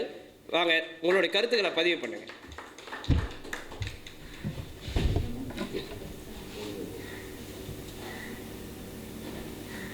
அனைவருக்கும் வணக்கம். தேடிச்சோறு நிதம் தின்று பல சின்னஞ்சிறு கதைகள் பேசி மனம் வாடி துன்பமிக உழன்று பிறர் வாட பல செயல்கள் செய்து நரை ஊடி கிழப்பருவம் எழுதி கொடுங்கூற்றுக்கு இறையென பின்மாயும் பல வேடிக்கை மனிதர்களைப் போல நானும் வீழ்வேன் என்று நினைத்தாயோ எனும் பாரதியின் வரிகளை உங்கள் முன் சமர்ப்பித்துவிட்டு எனது உரையை தொடங்குகிறேன். இந்த நானும் வீழ்வேன் என்று நினைத்தாயோன்ற கேள்வி சொந்தக்காரங்களை பார்த்தா இல்லை ஐயா, அக்கம் பக்கத்தினரை பார்த்ததா ஐயா? ஆமாம். இடையூறு தேர்வில் வந்து அந்த சமயத்தில் மாணவர்களுக்கு இடையூறு அப்படின்றது, அந்த இடையூறுனாவே சிக்கல் தான். நம்ம எதிர் அணியில் பேசுனாங்க நல்ல இடையூறு கெட்ட இடையூறுன்னாங்க. அதில் என்ன நல்ல இடையூறு கெட்ட இடையூறு? இடையூறுனாவே நமக்கு வந்து ஒரு பெரும்பாலான ஒரு சிக்கல் தான். இப்போ நம்ம அக்கம் பக்கத்தினர் இல்லை சொந்தக்காரங்க 2 பேர்த்தில் எது வந்து அதிகமாக அப்படின்னா நம்ம வந்து அக்கம் பக்கத்தினர் தான் வந்து சொல்லுவோம். சொந்தக்காரங்க வந்து நம்ம எப்போவுமே நல்லா இருக்கணும் அப்படின்னு தான் சித்தப்பன் பெரியப்பன் மாமா மச்சான் எல்லாருமே நினைப்பான். நம்ம பெற்றவங்களும் அப்படி தான் இருக்கணும்னு நினைப்பாங்க. ஆனால் அந்த அக்கம் பக்கத்தினர் வந்து அப்படி இல்லை. நம்ம கிராமத்துலேருந்து வந்ததுனால நமக்கு நிறைய விஷயம் வந்து நம்ம அக்கம் பக்கத்துலேருந்து பார்த்துட்டே இருக்கிற ஒவ்வொரு விஷயத்துலையும். இப்போது நாங்கள் வந்து பள்ளிக்கூடம் படிச்சுட்டு இருக்கும்போது நாங்கள் எல்லோரும் இங்கே நகரத்து மக்கள் மாதிரி நாங்கள் அப்படியே பள்ளிக்கூடம் போயிட்டு வந்து டியூஷன் போயிட்டு அப்படி படித்தவங்க வந்தவங்கள நாங்கள் வந்து பக்கத்து வீட்டுக்கார வந்து இன்றைக்கி 40 சென்ட்டில் வந்து 4 குவிண்டால் பஞ்சு எடுத்துட்டான் அப்படின்னா நாங்களும் அதே 4 குவிண்டால் பஞ்சு எடுக்கணும்னு சொல்லி அக்கம் பக்கத்துக்காரன் இவனை பார்த்து எங்களையும் கொண்டு போயிட்டோம்னா பருத்தி காட்டு தான் போடுவாங்க. காலையில் 5 மணிக்கு பருத்தி காட்டு போனோம்னா 9 மணிக்கு தான் அங்கேருந்து வந்து 9:30 மணிக்கு வந்து லேட்டாக போய் பள்ளிக்கூடத்தில் போய் அடி வாங்கி 4 மணிக்கு முடிஞ்சோடனே திருப்பி பருத்தி காட்டிலேருந்து 7 மணிக்கு தான், அதாவது இருட்டான பார்த்தா நாங்கள் வந்து வீட்டுக்கு வருவோம். அப்படி தான் வந்து படிச்சிருப்போம். அங்கே தான் அந்த அக்கம் பக்கத்தில் வந்து சிக்கலை தரான் அப்படின்னு பார்த்தா அங்கே மட்டும் தரமாட்டான். காலையில் வந்து ஒரு ஜோசியக்காரன் வந்து வந்திருப்பான். அவனே வந்து இன்றைக்கி பகுத்தறிவு வந்து மாறி போச்சு, எல்லோரும் வந்து யாருமே வந்து கடவுள் நம்பிக்கை இல்லை, ஜோசிய நம்பிக்கை இல்லை அப்படி சொல்லி அவனே வந்து 100 ரூபாயிலேருந்து 50 ரூபா குறைச்சிருப்பான். சரி இந்த ஊரில் யாருமே பார்க்க மாட்டாங்க அப்படி சொல்லி ஒரு 10 ரூபாய் கூட பார்ப்பான். இந்த ஜோசிகாரன் வந்து 10 ரூபாய்க்கு பார்க்குறான், நீங்களும் பாருங்கள் அப்படின்னு சொல்லி நம்ம பக்கத்து வீட்டுக்காரன் என்ன பண்ணுவோன்னா நம்ம அப்பா அம்மாட்ட வந்து சொல்லுவான். இவனுக்கு வந்து ஏற்கனவே ஜோசிகாரன் சொல்லியிருப்பான் உங்களுக்கு வந்து தண்ணியில் கண்டம் இருக்குது அப்படின்னு. நமக்கு மட்டும் ஒரு கண்டம் இருக்குதுன்னு சொன்னால் போதுமா, பக்கத்து வீட்டுக்காரனும் சொல்லட்டுமே அப்படின்னு சொல்லி நம்ம வீட்டில் வந்து சொல்லியிருப்பான். நம்ம வீட்டுக்காரனும் சரி 10 ரூபா தானே போனால் போகுது அப்படின்னு வந்து பார்ப்பாங்க. நம்ம எக்ஸாமுக்கு அப்போ தான் படிச்சுட்டு இருப்போம். இந்த யாம் பெற்ற இன்பம் பெருகை வையகம் அந்த அடிப்படையில் அக்கம் பக்கத்தினர். ஆமாங்க ஐயா. இப்போ அந்த எக்ஸாமுக்கு படிச்சுட்டு இருப்போம். அப்போ வந்து உங்கள் ஜோசிகாரன் வந்து சொல்லுவாங்க பையனுக்கு வந்து தண்ணியில் வந்து கண்டம் இருக்குது அப்படின்னு.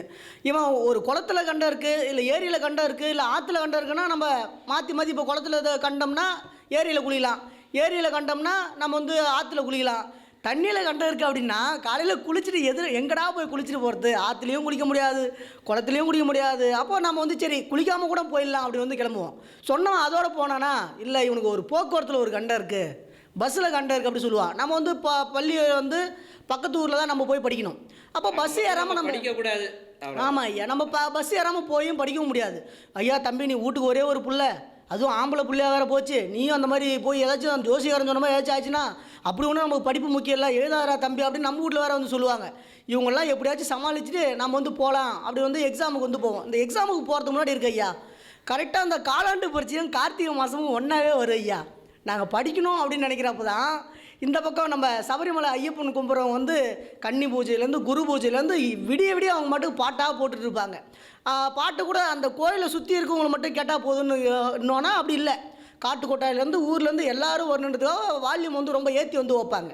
அப்படி தான் வந்து வைப்பாங்க. சரி இந்த எக்ஸாமில் கூட பரவாயில்ல அரையாண்டில் நம்ம பார்த்துலாம் அப்படின்னு அரையாண்டுக்கு போனால் இவன் புருஷன் வந்து சபரிமலைக்கு போயிட்டு வந்தானே 4000 ரூபா செலவு பண்ணி நாம் மட்டும் சும்மா இருக்கக்கூடாதுன்னு சொல்லி பக்கத்தில் தான் ஐயா இருக்குது மேல்மருவத்தூர், எங்கள் ஊர் கள்ளக்குறிச்சி ஐயா பக்கத்தில் தான் மேல்மருவத்தூர் இருக்குது. நீங்கள் வந்து பஸ் ஏறினீங்கன்னா நீங்கள் வந்து ஒரு 130 ரூபா ஊற்றினா அவன் 3 மணி நேரத்தில் கொண்டு போய் விட்டுருவான். ஆனால் இல்லை, நாங்கள் வந்து ஒரு குழுவாக நாங்கள் வந்து டூர் போவோம், அதுலேயும் நாங்கள் வந்து புருஷன் 4000 ரூபா செலவு பண்ணால் நாங்கள் 2000 ரூபா செலவு பண்ணுவோம் அப்படி சொல்லி இவங்க வந்து கோயிலுக்கு போகிறது இவங்க ஒரு பஜனை பண்ணுவாங்க. இவங்க என்ன பண்ணுவாங்கன்னா இவங்களும் அதே அவங்க 48 நாள் அப்படின்றாங்கன்னா இவங்க ஒரு 11 நாளில் வந்து கன்னி பூஜை வச்சு அதுக்கப்புறம் இவங்களும் குரு பூஜை வச்சு இவங்களும் போவாங்க. சரி இதெல்லாம் முடிச்சுட்டு நம்ம போகலாம் அப்படின்னு பார்த்தா அந்த விநாயகர் சதுர்த்தி அது இவங்க பாட்டை போட்டு பக்கத்து வீட்டுக்காரர் செத்து போவோம் அதுக்கு ஒரு பாட்டை போட்டு, இங்கே ஒரு கல்யாணம் நடக்கும் அதுக்கு ஒரு பாட்டை போட்டு, இங்கே வளகாப்பு நடக்கும் அதுக்கு ஒரு பாட்டை போட்டு எல்லாம் அப்படியே நம்ம எப்படா படிப்போம் அப்படின்னு நம்ம எப்படியாச்சும் படிப்போம். அதுவும் நம்ம மாணவர்கள் நீங்கள் பார்த்தீங்க அப்படின்னா அவன் வருஷம் ஃபுல்லாக படித்தவன் இல்லை, அவன் அந்த எக்ஸாம் இருக்க அந்த அரை நாளில் படிப்பான் பாருங்க, அந்த மாதிரி அவன் மட்டும் ஆண்டு முழுக்க படித்தான் அப்படின்னா ஐசக் நியூட்டன் என்னையா ஐன்ஸ்டைன் என்னையா நம்ம பையனை வந்து அவன் வந்து அடிச்சிக்கவே முடியாது அப்படி படிப்பான் பாருங்க. அவன் புத்தகத்தை இடையூறை தாண்டி மாணவர்கள் தேர்வு எழுதுறான்னு நீங்கள் சொல்லும் போது தான் தெரியுது. ஆமாங்க ஐயா, பெரிய விஷயம். அப்போ அவன் வந்து அந்த புத்தகத்தை வந்து படிக்க போவான். அப்போ புத்தகத்தை படிச்சுட்டு இருக்கும்போது இந்த சிக்கல்லாம் தாண்டி அவன் வந்து வரான் அப்படின்னு பார்த்தோம்னா அவன் பள்ளிக்கூடத்துக்கு போவான் ஐயா, பள்ளிக்கூடத்துக்கு மிஞ்சி போயிடுவான். அங்கே இப்போ இந்த அக்கம் பக்கத்தில் போது வீட்டுக்கு பக்கத்தில் அக்கம் பக்கத்தினர் மட்டும் இல்லை, பள்ளிக்கூடத்துக்கு பக்கத்தில் இருக்கிறீங்களா அக்கம் பக்கத்தினர் அவங்களும் வந்து பல இடையூறு வந்து தருவாங்க ஐயா. நாங்கள் அப்போ தான் வந்து போய் வகுப்புக்குள்ளே வந்து போவோம். அப்போ தான் வந்து இப்போ இந்து மதத்தில் மட்டும்தான் அந்த மாதிரி பண்ணுறாங்க அப்படின்னா அப்போ தான் அங்கே மணி 12 மணி ஆகும் ஐயா. மதிய எக்ஸாம்னா அல்லாஹ் அக்பர்னு அப்படியே ஒரு சவுண்டு போவோம் ஐயா. அது சரி நிற்கிட்டோம் அரை மணி நேரம் கழிச்சு படிப்போம் அப்படின்னு ஆரம்பித்தா எங்களுக்கு தலைமை ஆசிரியர்னு வந்து வாச்சவங்களாம் ஐயா கூப்பிட்டு போவாங்க. இவருக்கு 60 வயசு ஆகிடுச்சு, இவர் அடுத்த வருஷம் வந்து ரிட்டையர் ஆக போகிறாரு, இவருக்கு ஆன்மீகத்தில் வந்து நாட்டம் இருக்கலாம் தப்பு இல்லை, பள்ளிக்கூடத்து பையனுக்கு என்ன ஐயா அவன் வாழ்க்கையை வருத்து அவன் எதுக்கு ஐயா அவன் வந்து ஆன்மீகத்துக்குள்ளே போகணும், வந்து எல்லாரும் உட்காருங்க. யோகிராம் சுரத்குமார்னு ஒரு மந்திரம் வந்து ஓதுவார் ஐயா. அவர் ஓதுறாரு ஐயா. காசி வெங்கடேசன் ஏற்றுப்பான் ஐயா, ராமசாமி ஏற்றுப்பான் ஐயா, ஷேக்பரித்துக்கும் என் கூட படித்த முபாரக்கும் இன்பநாயத்துக்கும் யோகிராமுக்கு என்னையா சம்மந்தம்? அவங்க அதையே படிக்க வைப்பாங்க ஐயா. அந்த அரை மணி நேரத்தில் நம்ம படித்து எப்படியாச்சும் பாஸ் பண்ணிடலாம் அப்படின்னு தான் அவன் அங்கே ஒரு வேதனையோடு போவான். அங்கே வந்து இவங்க வந்து இந்த மாதிரியான ஆன்மீக திணிப்பு வந்து ரொம்ப திணிப்பாங்க. சரி, இதெல்லாம் கடந்து நம்ம வந்து போகலாம் அப்படின்னு பார்த்தோம்னா, அப்போ தான் இந்த ஏற்கனவே நம்ம பக்கத்து ஒரு எக்ஸாம் வந்து அவன் வந்து ஏதோ ஒரு மனநிலையில் எழுதிட்டு வந்துடுவான். நல்லா தான் எழுதிட்டு வந்துடுவான். எழுதிட்டு வந்து பார்த்து இந்த பக்கத்து வீட்டில் இருக்கிற என்ன சொன்னான்னா, என் பையன் வந்து பாரதி ஸ்கூலில் படிக்க வச்சேன், 15,000 தான் ஃபீஸு, போன வருஷம் படித்தான், 450 மார்க் எடுத்துட்டான். உன் பையனை நீ வந்து ஏகேடி ஸ்கூலில் படிக்க வச்சுக்கிற, 40,000 ஃபீஸ் கட்டினியாமே, 5,000 ஃபீஸ் கட்டணுன்னே 450 மார்க் எடுத்திருக்கானா, 40,000 ஃபீஸ் கட்டின சும்மா விட்டுருவான், அவன் மாவட்ட அளவில் கூட ஃபஸ்ட்டாக வருவான்னு பக்கத்தூர்வாரை வந்து ஓதி விடுவான் பாருங்கள். நம்ம வீட்டில் அப்படியே அப்படி நம்ம திரும்பி பார்ப்பாங்க. நம்ம அடா பாவி 450 மார்க்கு எங்கடா இருக்குது, நான் எங்கடா இருக்கேன் அப்படின்ற ஒரு எண்ணம் வந்து வரும். எல்லாருமே மார்க் நோக்கி ஓடுற குதிரை மாதிரியே நம்மளை வந்து ஒரு குதிரை ரேஸ் மாதிரியே அப்படியே வந்து ஓட வச்சுட்டு இருப்பாங்க. நம்ம பையன் ஒரு 40 மார்க், ஒரு 35 மார்க் எடுத்து பாஸ் பண்ணால் போதும், நமக்கு வேறு திறமை இருக்குது, நம்ம நல்லா பாடலாம், நம்ம நல்லா ஆடலாம், நம்ம வந்து சிலம்பம் நல்லா சுற்றலாம், நம்ம வேறு திறமையில் வந்து வாழ்க்கையில் வந்து முன்னேறலாம் அப்படின்னு நினைப்பான். ஆனால் ஒரு பொது புத்தி என்ன பண்ணும் அப்படின்னா, இல்லை மார்க்கு தான் வந்து வாழ்க்கையை தீர்மானிக்குது, அதுதான் அவங்களை வந்து மேல் நோக்கி கொண்டு போக போகுது அப்படி சொல்லியே இந்த பக்கத்தூர்காரை வந்து சொல்கிறதுனால நம்ம வீட்டில் அப்படியே பார்ப்பாங்க. சரி, நாமளும் கஷ்டப்பட்டு எப்படியாச்சும் படித்து போய் எழுதுவோம். எழுதும்போது என்ன சொல்லுவோம் அப்படின்னா, எழுதிட்டு வந்து நம்ம மார்க் ரிசல்ட் வந்ததுக்கப்புறம் நம்ம மார்க் வந்து 440 இல்லை ஒரு 450க்குள்ளே இருக்கும். 40,000 கட்டியிருக்க, அவ்வளோதான் வந்திருக்கான், என்ன பண்ணுறது, இதுக்கு 5,000 கட்டினா அந்த பள்ளிக்கூடம் கூட பரவாயில்ல அப்படின்னு சொல்லி பள்ளிக்கூடத்து மாதிரிலாம் வந்து நம்ம எல்லாரும் அதே மார்க் வாங்க முடியாது. பள்ளிக்கூடத்து மாதிரிலாம் அந்த குற்றத்தை வந்து வைப்பான். சரி, அந்த மார்க் வாங்கிட்டோம் அப்படின்னா, என்ன தம்பி பக்கத்தில் வந்து கேட்பான், இன்ஜினியரிங் படிக்க போறியா இல்லை டாக்டர் படிக்க போறியான்னு. டே, நான் இப்போ தாண்டா 10ஆவதே முடிச்சுட்டு வந்தேன், இன்னும் 11ஆவது இருக்குது, 12ஆவது இருக்குது, அதில் என்ன குரூப் எடுக்கணும்னு நான் பார்க்கணும், அதுக்கப்புறம் அவங்க டாக்டர் இன்ஜினியர் வச்சுக்கிறா. சரி, டாக்டர் படிக்க சொல்கிறான்னு படிக்க போனான்னா, அவன் படிக்க சொன்னாலும் அவன் ஒரு குறை சொல்லுவான், இல்லை படிக்க மாட்டேன்னு சொன்னாலும் ஒரு குறை சொல்லுவான். இல்லை நான் சி கிளாஸ் எடுக்கிறேன் அப்படின்னா ஏதோ எந்த படிப்பு பெஸ்ட்டாக இருக்குது அப்படின்றத நம்ம வந்து பார்க்கவே கூடாது ஐயா. அந்த படிப்பில் நாம் பெஸ்ட்டாக இருக்கோமா அப்படின்னு தான் வந்து பார்க்கணும். அது சி கிளாஸாக இருந்தால் என்ன, டி கிளாஸாக இருந்தால் என்ன, அதில் பிரச்சனை இல்லை. மனையலாக இருந்தால் கூட, வரலாறாக இருந்தால் கூட, நீ அதில் வந்து நீ 100% உன்னோட திறமையை காட்டுறியா, அதில் வந்து பெரிய ஆளாக வந்து வரலாம். அப்போ பக்கத்தூர் என்ன சொல்லுவோன்னா, எல்லோரும் இன்ஜினியரிங் படிக்கிறாங்க, நீ இன்ஜினியர் படுறா அப்படின்னுவான். சரி, டாக்டர் படிக்கிறாங்க எல்லாரும். தம்பி அவன் பக்கத்து வீட்டுக்காரன். ஆமாம் ஆமாம் ஐயா. சரி, டாக்டர் படிங்க அப்படின்னா, சரி டாக்டர் படிக்கலாம் அப்படின்னு நம்ம வந்து சொல்லியிருப்போம். இவன் சொன்னதுனால தான் நம்ம வந்து டாக்டர் படிச்சிருப்போம். டாக்டர் படிக்கலாம், ஒரு 1100 மார்க் 1200 மார்க் நம்ம வந்து ஒரு இலக்கு வச்சு நம்ம வந்து படிப்போம். 12ஆவது முடியும் போது வந்து சொல்லுவான், இந்த அனிதான்ற பொண்ணு வந்து 1176 மார்க் எடுத்து சீட்டு கிடைக்காம செத்து போச்சாமே, அப்படி ஏதோ நாம் ஏதோ செத்து போகிற மாதிரி அவன் சொல்லுவான். அப்போ அவன் என்ன நமக்கு திணிக்க வரான் அப்படின்னா, நீயும் அந்த மாதிரி மார்க் எடுத்து ஒரு வேளை சீட்டு கிடைக்கல அப்படின்னா வாழறதே வந்து வேஸ்ட்டு அப்படின்னு இவன் வந்து எதிர்மறையாக நமக்குள்ளே வந்து திணிப்பான். சரி, இந்த ஆள் இப்படி சொல்லிட்டாப்புல, சரி நம்ம அது எடுக்க வேணாம் அப்படின்னு நமக்கு பிடிச்சதா எடுத்தா கூட அப்பயும் வந்து இவன் வந்து சொல்லிகிட்டே இருப்பான். அப்போ ஒவ்வொரு விஷயத்துலையும் அதுவும் இன்னொன்று நல்லா புரிஞ்சுங்க, நம்ம வீட்டில் வந்து சொல்கிறாங்கன்னா ஒரு நியாயம், இப்போ பக்கத்து வீட்டில் சொல்கிறாங்கன்னா நியாயம். இவன் என்ன பண்ணுவோன்னா, அந்த தெருவில் தம்பி 1150 மார்க் எடுத்துகிறான் தம்பி, நம்ம தெரு மானத்தை நீ தாண்டா காப்பாற்றணும், டேய் உன் தெரு மானத்தை நான் ஏன்டா காப்பாற்றணும், அப்போ அந்த தெரு பையன் மாதிரி நீயும் வந்து ஒரு 1151 எடுக்கணும் அப்படின்னு ஒரு இலக்கு வைப்பாங்க பாருங்க. நமக்கு அப்படியே என்னடா பண்ணுறது, இவங்க வரையிலும் எதையும் அவனும் காப்பாற்ற மாட்டானுங்க. ஆமாம் ஐயா, நம்ம தான் காப்பாற்றணும். ஆமாம். அப்போ ஒவ்வொரு விஷயத்துலையும் நமக்கு வந்து இந்த மாதிரி சொல்லிகிட்டே இருக்கிறதுனால மாணவர்கள் பெரும்பாலும் இடையூறாகுது. நம்ம சொந்தக்காரங்களை விட சொந்தக்காரங்களாச்சும் நம்மளுடைய நலனை முன்னிறுத்தி சொல்கிறாங்க. எந்த ஒரு நலனும் இல்லாத அவனுக்கு சம்மந்தமே இல்லாமல் ஏதோ ஒன்று சொல்லணுன்றதுக்காகவே சொல்லக்கூடிய இந்த அக்கம் பக்கத்தினர் தான் மாணவர்களோட தேர்வுக்கு வந்து மிகப்பெரிய இடையூறாக இருக்காங்க அப்படி சொல்லி என்னுடைய உரையை முடிச்சுக்கிறேன். வாய்ப்புக்கு நன்றிங்க ஐயா. சிறப்பு சிறப்பு. காசி வெங்கடேசனுடைய உரை என்பது மிகச்சிறப்பான ஒரு உரை. நிறைய உதாரணங்கள் எடுத்துக்காட்டி சொல்லி விளக்கியிருக்கிறாரு. பெரியார் வந்து கடவுளுக்கு எதிராக வந்து போராடியவர் அப்படின்னு எல்லாருக்கும் தெரிஞ்ச செய்தி தான். ஆனால் அது எந்த மாணவர்களுக்கு எந்த விதத்தில் பயன்பெற்றுருக்குன்றதை இப்போ தான் புரிஞ்சிக்க முடியுது. பரீட்சைக்கு படிக்கிறான்னு புத்தகத்தை திறந்தாவே வெளியே வந்து ரேடியோ சவுண்டு தான் கேட்கும். சொன்ன மாதிரி வருஷம் ஃபுல்லாக எதுக்காவது நம்ம மாலை போட்டு போயிட்டே இருந்தால் என்ன தான் பண்ணுறது? இந்த பக்கத்து வீட்டில் படிப்பானுங்களே பசங்க, அதை பற்றிலாம் கண்டுக்கிறது இல்லை. அதுக்கு தம்பி தன்னுடைய உரையில் ஒன்று சொன்னார் பாருங்க. இந்த அனிதான்ற ஒரு மாணவியை வந்து மேற்கோள் கொண்டு காட்டினார். உண்மையிலேயே வந்து அந்த நிகழ்வு இன்னமும் நம்மளுடைய கண்ணுக்கு முன்னாடியே வந்து நிற்கும். அவ்வளோ அதிக மதிப்பெண், 1176 மதிப்பெண், அதாவது 1200க்கு 1176 மதிப்பெண் பெற்ற ஒரு மாணவி தற்கொலை செஞ்சுக்கிட்டாங்க. அந்த தற்கொலைக்கு பின்னாடி என்ன இருக்குன்னு கொஞ்சம் நேர்மையாக நம்ம யோசிச்சு பார்த்தோம்னா ஒரு விஷயம் நமக்கு தெளிவாக புரியும். இந்த பக்கத்து வீட்டில் இருக்கிறவங்க தான். இப்போ நம்ம எப்படி போய் வெளியே நம்மளுடைய தலையை காட்டுவோம்? தேர்வில் வந்து நம்மளால் வெற்றி பெற முடியலையே, நீட்டு தேர்வு எழுதி நம்ம வெற்றி பெற முடியாமல் போயிடுச்சு, 12th இவ்வளோ மார்க் எடுத்துருக்குறோமே, இப்போ வெளியே நடமாட முடியுமா? வெளியே எங்கே நடமாடணும்? அவங்க வீட்டிலேருந்து ஒரு 4 வீடு தள்ளி ஒரு கடை இருக்கும். கடையில் போய் எதனா வாங்கிட்டு வரணும்னு நினச்சா அவங்க வெளியே காலை வச்சா போதும். 12th மட்டும் இந்த பொண்ணு நிறைய மார்க் எடுத்துச்சு, ஆனால் நீட் எக்ஸாம் எழுதிச்சு ஒன்றும் இல்லை அப்படின்னு சொல்லி ஒரு வார்த்தை அவங்க காதில் விழுந்துருச்சுன்னு வச்சுங்களேன், கண்டிப்பாக பேசுவான். அந்த வார்த்தை காதில் விழுந்தா அதுக்கப்புறம் நம்ம வாழ்கிறதுல என்ன அர்த்தம் இருக்குது அப்படின்னு ஒரு எண்ணம் தான். அப்போ அனிதா மாதிரி பல மாணவர்கள் அதற்கு பிறகும் தற்கொலை செஞ்சுக்கிட்டாங்க. அதுக்கு பின்னாடிலாம் இருக்கக்கூடிய ஒரு அவங்கள தற்கொலை செய்ய தூண்டிய ஒரு கருவி என்னன்னு பார்த்தீங்கன்னா இந்த அக்கம் பக்கத்தினர் தான். இப்போ அவர்கள் அவங்களுடைய வாயை கட்டுப்படுத்தினாவே மாணவர் சமுதாயம் நல்ல முறையில் வளரும். அதுதான் வந்து தம்பி காசி வெங்கடேசன் சொல்ல வர்றார். அதாவது இந்த அக்கம் பக்கத்து வீட்டினருக்கு ஒரு வாய்ப்பூட்டு போடுங்க சார் அப்படின்னு சொல்ல வந்தார். அருமையாக அவருடைய கருத்தை சொல்லி முடிச்சிருக்கிறாரு. நிறைய சிந்திக்க வேண்டியது தான். இனிமேல் நம்மளுடைய வீடுகளில் எதனால் நிகழ்ச்சி நடத்தணும்னா நம்ம நிகழ்ச்சி நடத்தினா நமக்கு எவ்வளோ வருமானம் வரும், வரவன் எவ்வளோ மொய் வைப்பான் அப்படின்னு மட்டும் நம்ம கணக்கு போடக்கூடாது. நம்மளை சுற்றி வாழக்கூடியவர்களுக்கு ஏதாவது இடையூறு இருக்கான்னு பார்க்கணும். நம்ம வீட்டில் இருக்கிறவங்களே சொல்லுவாங்க, போய் என்ன அதுக்குள்ளேயே பாட்டு ஆஃப் பண்ணிட்டீங்க, 6 மணி தான் ஆகுது, 7 மணி தான் ஆகுது, இன்னும் 10 மணி வரை பாட்டு போடுங்க, அப்போ தானே ஒரு விழா நடக்கிற ஒரு சூழல் நிலவும் அப்படின்னு சொல்லுவோம். அவங்க வீட்டில் அவங்க பையன் படிச்சுன்னு இருப்பான். அவங்களுக்கு அதை பற்றிலாம் அக்கறை கிடையாது. அப்போ அந்த அக்கம் பக்கத்தினர் தான் வந்து தேர்வு சமயங்களில் மாணவர்களுடைய படிப்பிற்கு பெரிதும் இடையூறாக இருக்கிறாங்க அப்படின்றத நல்ல தகவலின் மூலமாக ஆழமாக பதிவு செஞ்சுருக்கிறார் காசி வெங்கடேசன். அவருக்கு வாழ்த்துக்களை தெரிவிச்சிடலாம். அடுத்து வந்து எதிர் அணியிலிருந்து அதெல்லாம் எப்படிங்க ஏற்றுக்க முடியும், சொந்தக்காரனை விட ஒருத்தன் வந்து நமக்கு இடையூறு தந்துட முடியுமா அப்படின்னு பேசுறதுக்காக நாமக்கல் பரத் அவர்கள் வாங்க பரத், உங்களுடைய கருத்துக்களை பதிவு பண்ணுங்க. திருவடியாக குறளடிகள் கொண்ட மொழி எங்கள் தமிழ் மொழி, சிலம்பின் ஒளியால் இசை முழக்கமிடுகிற மொழி எங்கள் தமிழ் மொழி, இருளை அகற்றும் கதிரொளியாக எழுந்த மொழி எங்கள் தமிழ் மொழி. இவை அனைத்திற்கும் மேலாக இனித்திடும் தெல் அமுதத்தின் மேலான மொழி எங்கள் தமிழ் மொழி.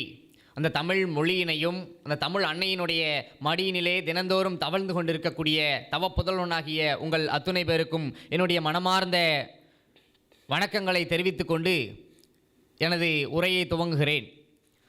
தேர்வு சமயத்திலே மாணவர்களினுடைய படிப்புக்கு பெரிதும் இடையூறாக இருப்பது சொந்தக்காரர்களே என்று நான் பேச வந்திருக்கிறேன். எனக்கு முன்னால் பேசிய நண்பர் காசி வெங்கடேசன் அவர்கள் மிகச் சிறப்பாக பேசியிருந்தார். இனிமேட்டுக்கு பக்கத்து வீட்டிலேருந்து கிடைக்கக்கூடிய பாயாசம் கிடைக்காத போயிடும் நான் நினைக்கிறேன்.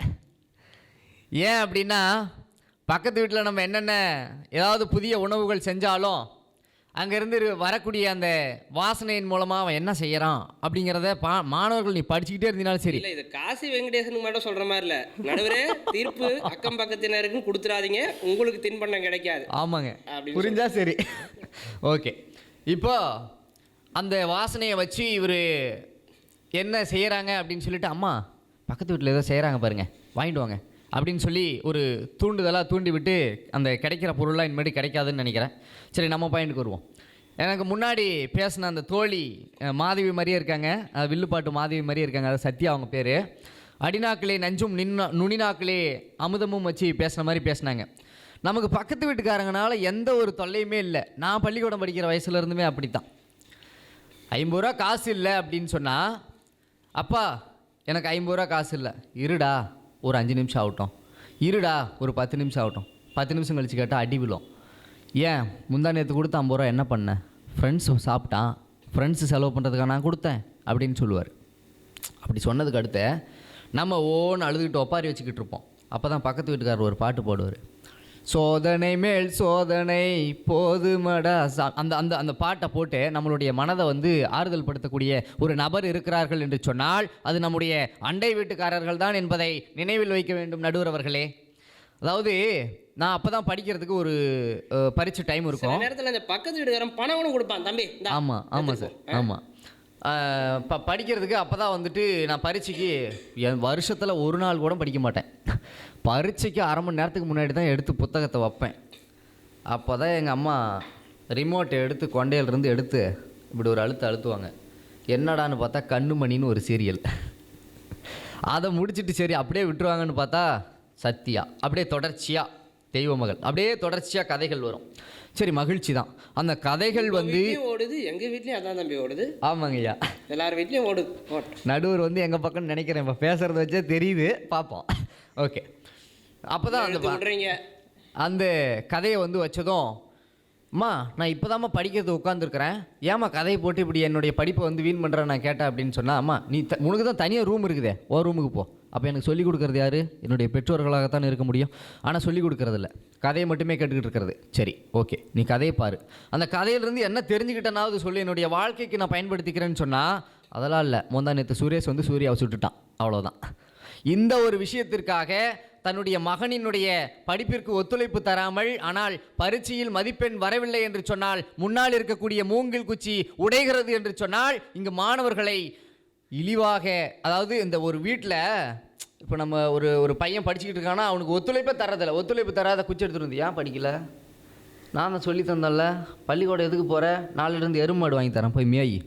அதாவது மதிப்பெண் வரலைன்னு வச்சுங்க நடுவர் அவர்களே, ஒரு பையன் படிக்கிறான் அப்படின்னு சொன்னால், அவன் 50க்கு 10 மார்க் எடுக்கிறான்னு சொன்னால், அடுத்ததாக 15 மதிப்பெண் எடுக்க வைப்பது தான் ஒரு பெற்றோரினுடைய வேலை, ஒரு உறவினர்களுடைய வேலையாக இருக்கணும்.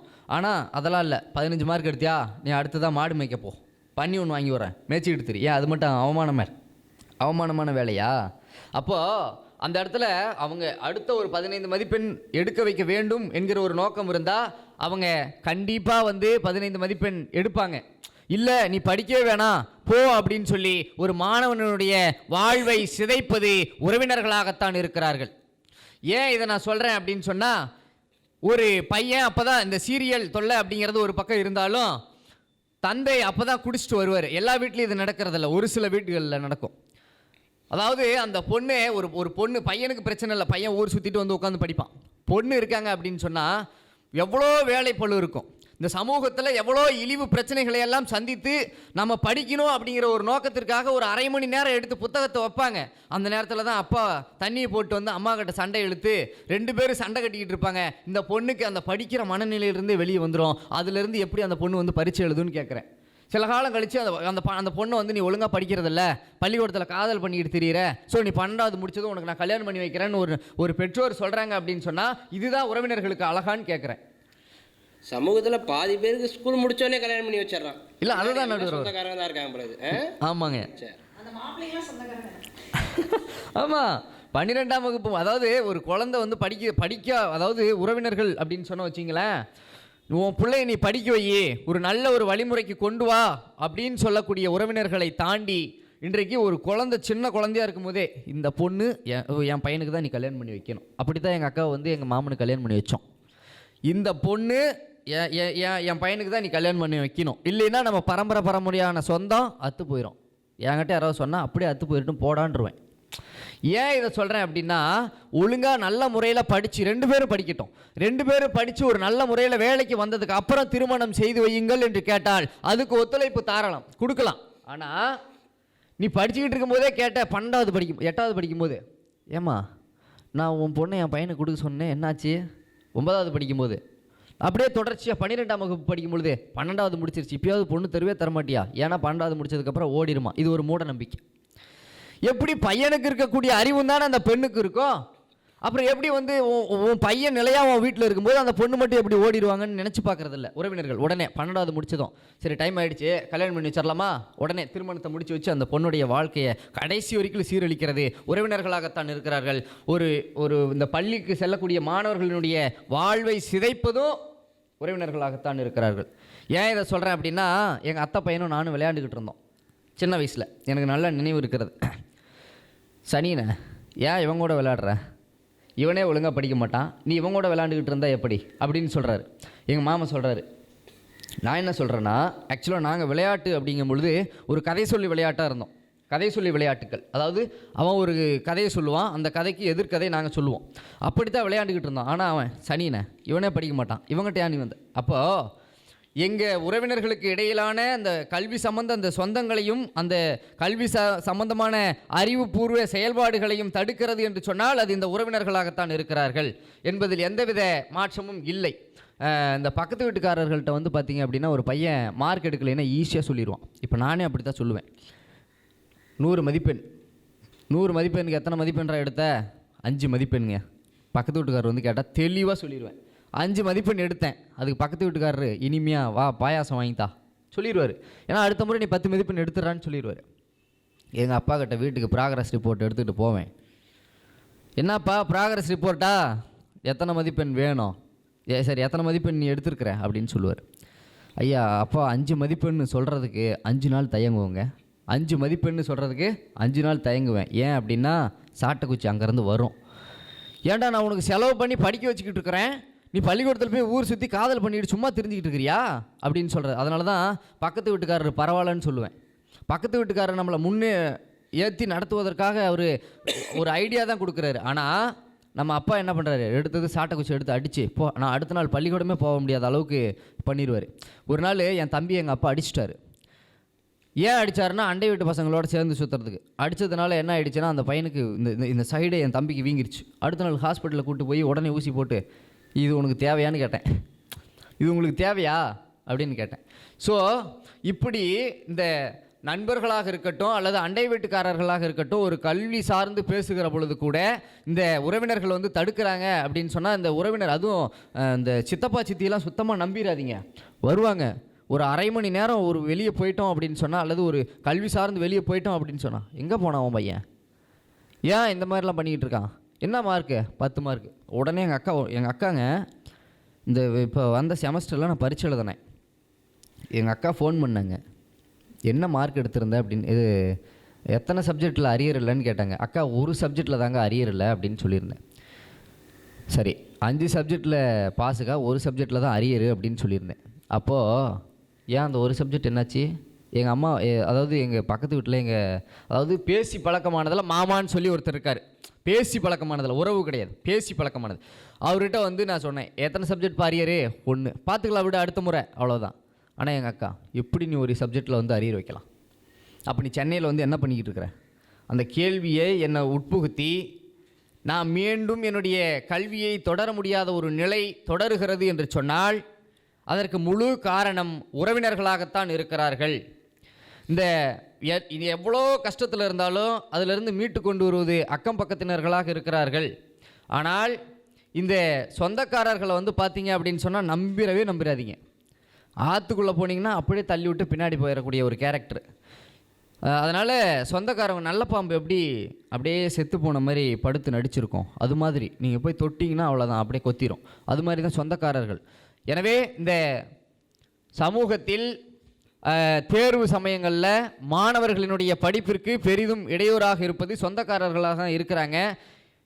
அவங்களுடைய எண்ணம் அப்படிங்கிறதும் சரியானதாக இருக்காது. எல்லா சொந்தக்காரர்களையும் சொல்ல, ஏன்னா நாளைக்கு நானும் என் சொந்தக்காரங்கள்ட்ட போய் பேசணும், எங்கள் அத்தை வீட்டில் போய் பொண்ணு கேட்கணும். ஸோ அதனால் நான் சொல்கிறேன், ஒரு சில சொந்தக்காரங்க நினைக்கிறீங்களா தம்பி? அதாவது இந்த பட்டிமன்றம் முடிஞ்சதுக்கப்புறம் தருவாங்களா என்னன்னு தெரியல, பார்த்துக்கலாங்க ஐயா. தரலை அப்படின்னாலும் பார்த்துக்கலாம். அதனால் இந்த சொந்தக்காரர்கள் தான் பெரிதும் இடையூறாக இருக்கிறார்கள் என்று சொல்லி இன்னொன்று ஒரு மைய கருத்தை மட்டும் வச்சிட்றேன். நான் அப்போ தான் புக்கு எடுத்து வைப்பேன், எங்கள் அத்தை ஒன்று பையை தூக்கிட்டு வருவாங்க. என்னடா தம்பி என்ன பண்ணிக்கிட்டு இருக்கிற? படிச்சுக்கிட்டு இருக்கிறந்த, இந்த கடைக்கு போயிட்டு வா. அப்புறம் வந்து உட்காருவேன், படிச்சுக்கிட்டு இருக்கிறந்த. என்னை ரோட்டுக்கு கூப்பிட்டு போறியா? திரும்ப படிச்சுக்கிட்டு இருக்கிறந்த. நீ எல்லாம் படித்து என்ன பண்ண போகிற? என் பிள்ளையே ஒன்றும் கிழிக்கலை அப்படின்னு சொல்கிறாரு. அப்படின்னு சொன்னால் அப்போ இந்த இடத்தில் தேர்வு சமயங்களில் மாணவர்களினுடைய படிப்பிற்கு பெரிதும் இடையூறாக இருப்பது சொந்தக்காரர்களாகத்தான் இருக்க முடியும். நடுவரவர்களே, இதை நீங்கள் நன்றாக கருத்தில் கொண்டு சொந்தக்காரர்களே என்ற ஒரு தீர்ப்பை கொடுக்கும்படி தாழ்மையோடு கேட்டுக்கொண்டு, இந்த தமிழ் எங்கும் வாழ்க, எதிலும் வாழ்க, வாழ்க தமிழ், வளர்க புகழ், எங்கள் வாழ்வும் எங்கள் வளமும் மங்காத தமிழ் என்று சங்கே முழங்கு என்று சொல்லி விடைபெறுகிறேன். நன்றி, வணக்கம். அருமை அருமை. தேர்வு சமயங்களில் மாணவர்களுடைய படிப்பிற்கு பெரிதும் இடையூறாக இருக்கிறவங்க வந்து சொந்தக்காரங்க தான் அப்படின்னு சொல்லிட்டு நம்ம நாமக்கல் பரத் அவர்கள் மிகச்சிறப்பாக வந்து தன்னுடைய கருத்துக்களை வந்து சொல்லியிருக்கிறார் அப்படின்னு சொல்கிறத விட முழங்கியிருக்கிறார் அப்படின்னு தான் சொல்லணும். அவருடைய முழக்கத்திலேருந்து பார்வையாளர்கள் நீங்கள் நிறைய விஷயத்தை புரிஞ்சிட்ருப்பீங்க. சொந்தக்காரர்கள் வந்து எந்தெந்த விதங்களில் வந்து மாணவர்களுக்கு வந்து பிள்ளைகளுக்கு வந்து ஒரு மன அழுத்தத்தை உருவாக்கிட்டு இருக்காங்க அப்படின்றத மிக தெளிவாக வந்து சொன்னார். அவருடைய குடும்ப அமைப்பில் இருந்தெல்லாம் மேற்கோள் எடுத்து காட்டினார். அதுவும் குறிப்பாக வந்து அவர் ஒரு தகவலை வந்து பதிவு பண்ணார். இந்த தகவல் எல்லா வீடுகளிலும் நிகழும். அதாவது வீட்டில் இருக்கக்கூடிய பிள்ளைகள் வந்து ரொம்ப மும்முரமாக படிச்சுட்டு இருப்பாங்க தேர்வுக்கு. அந்த நேரத்தில் தான் வந்து மாலை பொழுதில் அப்பா வந்து குடிச்சிட்டு வீட்டில் வந்து செய்யக்கூடாத அட்டகாசம்லாம் செய்வார். வீட்டில் என்னென்ன பாத்திரம்லாம் இருக்கோ அதெல்லாம் பறக்கும். அப்போ எந்த பிள்ளையால் தான் ஒழுங்காக படிக்க முடியும்? தேர்வு முடிஞ்ச உடனே அந்த மதிப்பெண் பட்டியலை கொடுத்த உடனே மதிப்பெண்ணை கேட்க தெரிஞ்ச குடும்பத்தினருக்கு, சொந்தக்காரங்களுக்கு அந்த குழந்தைக்கு படிப்பதற்கான சூழலை உருவாக்கி தர முடிஞ்சதா அப்படின்னு வந்து நியாயமான ஒரு கேள்வி முன்வைக்கிறார். ஒரு பக்கம் அம்மா டிவியை ஆன் பண்ணி வச்சுட்டு சீரியலாக பார்த்துட்டு இருக்காங்க. இன்னொரு பக்கம் அப்பா அவரால் என்ன பங்கு செய்ய முடியுமோ, குடும்பத்துக்குள்ளே பிரச்சனையை உண்டாக்க முடியுமோ, பிள்ளையை படிக்க விடாமல் தடுக்க முடியுமோ அந்த வேலையை அவர் செய்கிறார். இந்த இருவருக்கும் மத்தியில் ஒரு ஆண் குழந்தையோ பெண் குழந்தையோ படித்து நல்ல முறையில் தேர்வு எழுதி மதிப்பெண்ணை பெறதுன்றது மிகப்பெரிய சாகசம்தான். உண்மையிலேயே நம்மளுடைய சமூகத்தில் வாழக்கூடிய பிள்ளைகள்லாம் வந்து ஒரு மிகப்பெரிய அறிவாளிகள் தான் சொல்லி ஆகணும். அப்படி தான் தன்னுடைய கருத்துக்களை வந்து ரொம்ப சிறப்பாக வந்து பரத் அவர் முன் வச்சிருக்கார். இப்போ இரண்டு அணிகளும் வந்து தங்களுடைய தரப்பு நியாயத்தை வந்து மக்கள் முன்னாடி, அதாவது உங்கள் முன்னாடியே வச்சுட்டாங்க. இதை கேட்ட நீங்கள் எதையெல்லாம் எடுத்துக்கணும், உண்மையிலேயே நம்ம செய்த தவறுகள் என்ன அப்படின்னு பார்வையாளர்கள் நீங்கள் வந்து உங்கள் மனதை நோக்கி கேள்வி கேட்கணும். இனிமேலாவது உங்களுடைய பிள்ளைகளுக்கு நீங்கள் என்ன கொடுக்கணும், அவங்களுக்கு என்ன மாதிரியான சூழலை உருவாக்கி தரணுன்றதை புரிஞ்சுக்கணும். பள்ளியில் வந்து 6 மாதத்துக்கு ஒரு முறை நம்ம வந்து பீஸ் கட்டிடுறதோடு நம்மளுடைய கடமை முடியல. அவங்களுக்கு வந்து போட்டுக்கிறதுக்கு ட்ரெஸ்ஸும் சாப்பாடும் கொடுக்குறதோடு நம்மளுடைய கடமை முடியல. அதை தாண்டி மாணவர்களை, அதாவது பிள்ளைகளை நல்ல முறையில் உருவாக்குறதுக்கு நமக்கு சில கடமைகள் இருக்குது. அவங்களுக்கான சூழலை உருவாக்கி தரணும். அதை நம்ம செய்கிறோமான்னு யோசித்து பார்க்கணும். இப்போ ஒரு நடுவராக நான் செய்ய வேண்டிய ஒரு கடமை இருக்குது. இந்த இரண்டு அணிகளும் முன்வைத்த கருத்துக்களை அடிப்படையில் நான் ஒரு பக்கம், அதாவது எந்த பக்கம் நியாயம் இருக்குதுன்னு நான் சொல்லணும். ஆனால் ஒரு பொதுவான உண்மை என்னென்னா, இரண்டு பக்கமும் நியாயம் இருக்குது தான். இருந்தாலுமே கூட இந்த மேலோங்கிய கருத்துன்னு ஒன்று இருக்கும். இரண்டு அணியினரும் அவங்களுடைய கருத்துக்களை முன்வைக்கும் போது எந்த அணி நிறைய உண்மையான நிலைகளை பதிவு செஞ்சாங்க அப்படின்றத நம்ம வந்து கொஞ்சம் கையில் எடுத்து பார்க்கணும். கூடவே வந்து நம்மளுடைய தொலைநோக்கு பார்வையின் அடிப்படையில் யார் வந்து பெரிதும் இடையூறாக இருக்கிறாங்கன்னு நம்ம சிந்திச்சு பார்க்கணும். அந்த அடிப்படையில் பார்க்கும்போது இப்போ நீங்கள் சொந்தக்காரர்கள் எடுத்துக்கிட்டிங்கன்னா அவங்கள வந்து நம்ம கட்டுப்படுத்த முடியும். இப்போ நம்ம வீட்டில் நம்மளுடைய பிள்ளைகள் வந்து தேர்வுக்கு படிக்கிறாங்கன்னா நம்ம ஃபோன் பண்ணி சொல்லிடலாம். என்னென்னா, இப்போ கொஞ்சம் நாளைக்கு வீட்டுக்கு வர வேண்டாம், பையன் படிச்சுட்ருக்கான், நாங்கள் கொஞ்சம் அவங்கள பார்த்து பையனுக்கு வந்து கூட இருந்து பார்த்துக்கணும். இப்போ நீங்கள் வீட்டுக்கு வந்தீங்க அப்படின்னா வந்து உங்களை சரியாக உபசரிக்க முடியாது. அதனால் உங்களை சரியாக உபசரிக்க முடியாதால இந்த தேர்வு நேரத்தை தவிர்த்துருங்க சொல்லுவாங்க. சில வீடுகள்லாம் சொல்லுவாங்க, நீங்கள் ஒரு 10 நாள் கழித்து வாங்கலை அப்படின்னுவாங்க. ஏன் 10 நாள் கழித்து தன்னுடைய அக்காவை வந்து வர சொல்கிறாங்க வீட்டுக்கு அந்த அம்மா அப்படின்னா, தன்னுடைய மகன் தேர்வுக்கு தயாராகிட்டு இருப்பான். அதனால் அக்கா தானே சொன்னால் கேட்டுக்குவாங்க. அக்கா நீங்கள் ஒரு வாரம் கழித்து வாங்கக்கா, தம்பிக்கு தேர்வு முடிஞ்சிடும், பாப்பாவுக்கு தேர்வு முடிஞ்சிடும்னோடனே அக்காவும் கேட்டுக்குவாங்க. சரிம்மா, நான் வந்தால் பையன் அப்புறம் பிள்ளைங்களால் படிக்க முடியாது தான் அப்படின்னு புரிஞ்சுக்குவாங்க. அப்போ உறவினர்களிடமிருந்து வரக்கூடிய இடையூறை நம்ம ஓரளவு கட்டுப்படுத்தலாம். நம்மளால் வந்து வாய் திறந்து சொல்ல முடியும். அதே போல் வந்து வீட்டில் நம்ம செய்யக்கூடிய, நம்மளால் ஏற்படக்கூடிய அந்த இடையூறையும் நம்ம குறைக்கலாம். நமக்கு போதுமான அளவுக்கு விழிப்புணர்வு கிடச்சிருச்சுன்னா நம்ம வந்து நம்ம சைட்லேருந்து நடக்கக்கூடிய தவறுகளை குறைச்சிக்க முடியும். இன்றைக்கி சில வீடுகளில் வந்து பிள்ளைங்க படிக்கிறாங்கன்றதுக்காக டிவியே பயன்படுத்துறது கிடையாது. அதனால் அவங்க இழக்கக்கூடிய இழப்பு என்பது நிறைய. தன்னை சுற்றி என்ன நடக்குது சமூகத்தில் அப்படின்றது கூட அவங்களால தெரிஞ்சிக்க முடியல. செய்தித்தாள் வாங்கி தான் படிச்சுக்கிறாங்க. அப்படி தொலைக்காட்சி இல்லாமல் பல வீடுகள் இன்றைக்கி இருக்குது. எல்லாம் எதுக்குன்னா, பிள்ளைகள் நல்ல முறையில் படிக்கணும், அவங்களுக்கு நம்ம எந்த இடையூறையும் செஞ்சிடக்கூடாது அப்படின்னு. சில வீடுகளில் குடிச்சிட்டு வரவங்க கூட அமைதியாக படுத்து தூங்குகிற சூழல் கூட இருக்குது.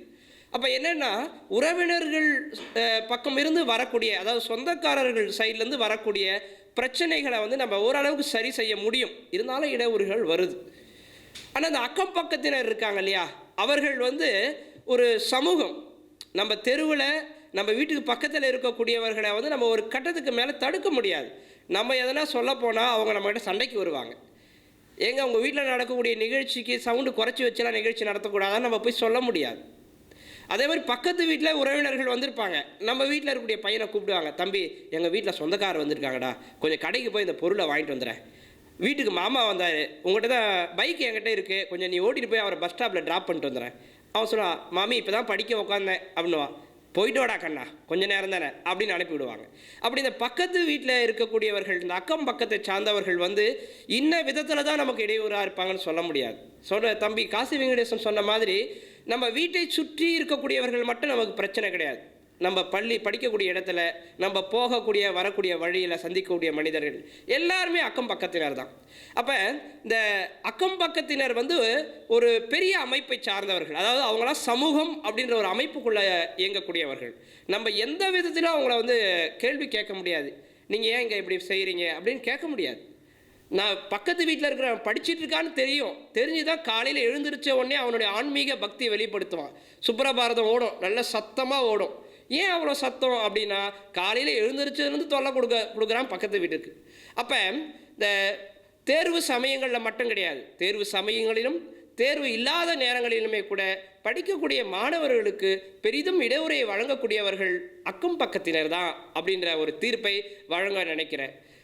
இதுவரையிலும் இந்த நிகழ்ச்சியை மிக பொறுமையாக கேட்டுக்கொண்டே இருந்த பார்வையாளர் உங்கள் அனைவருக்கும் நவரசம் யூடியூப் சேனல் சார்பாக நன்றியை தெரிவித்துக் கொள்கிறேன்.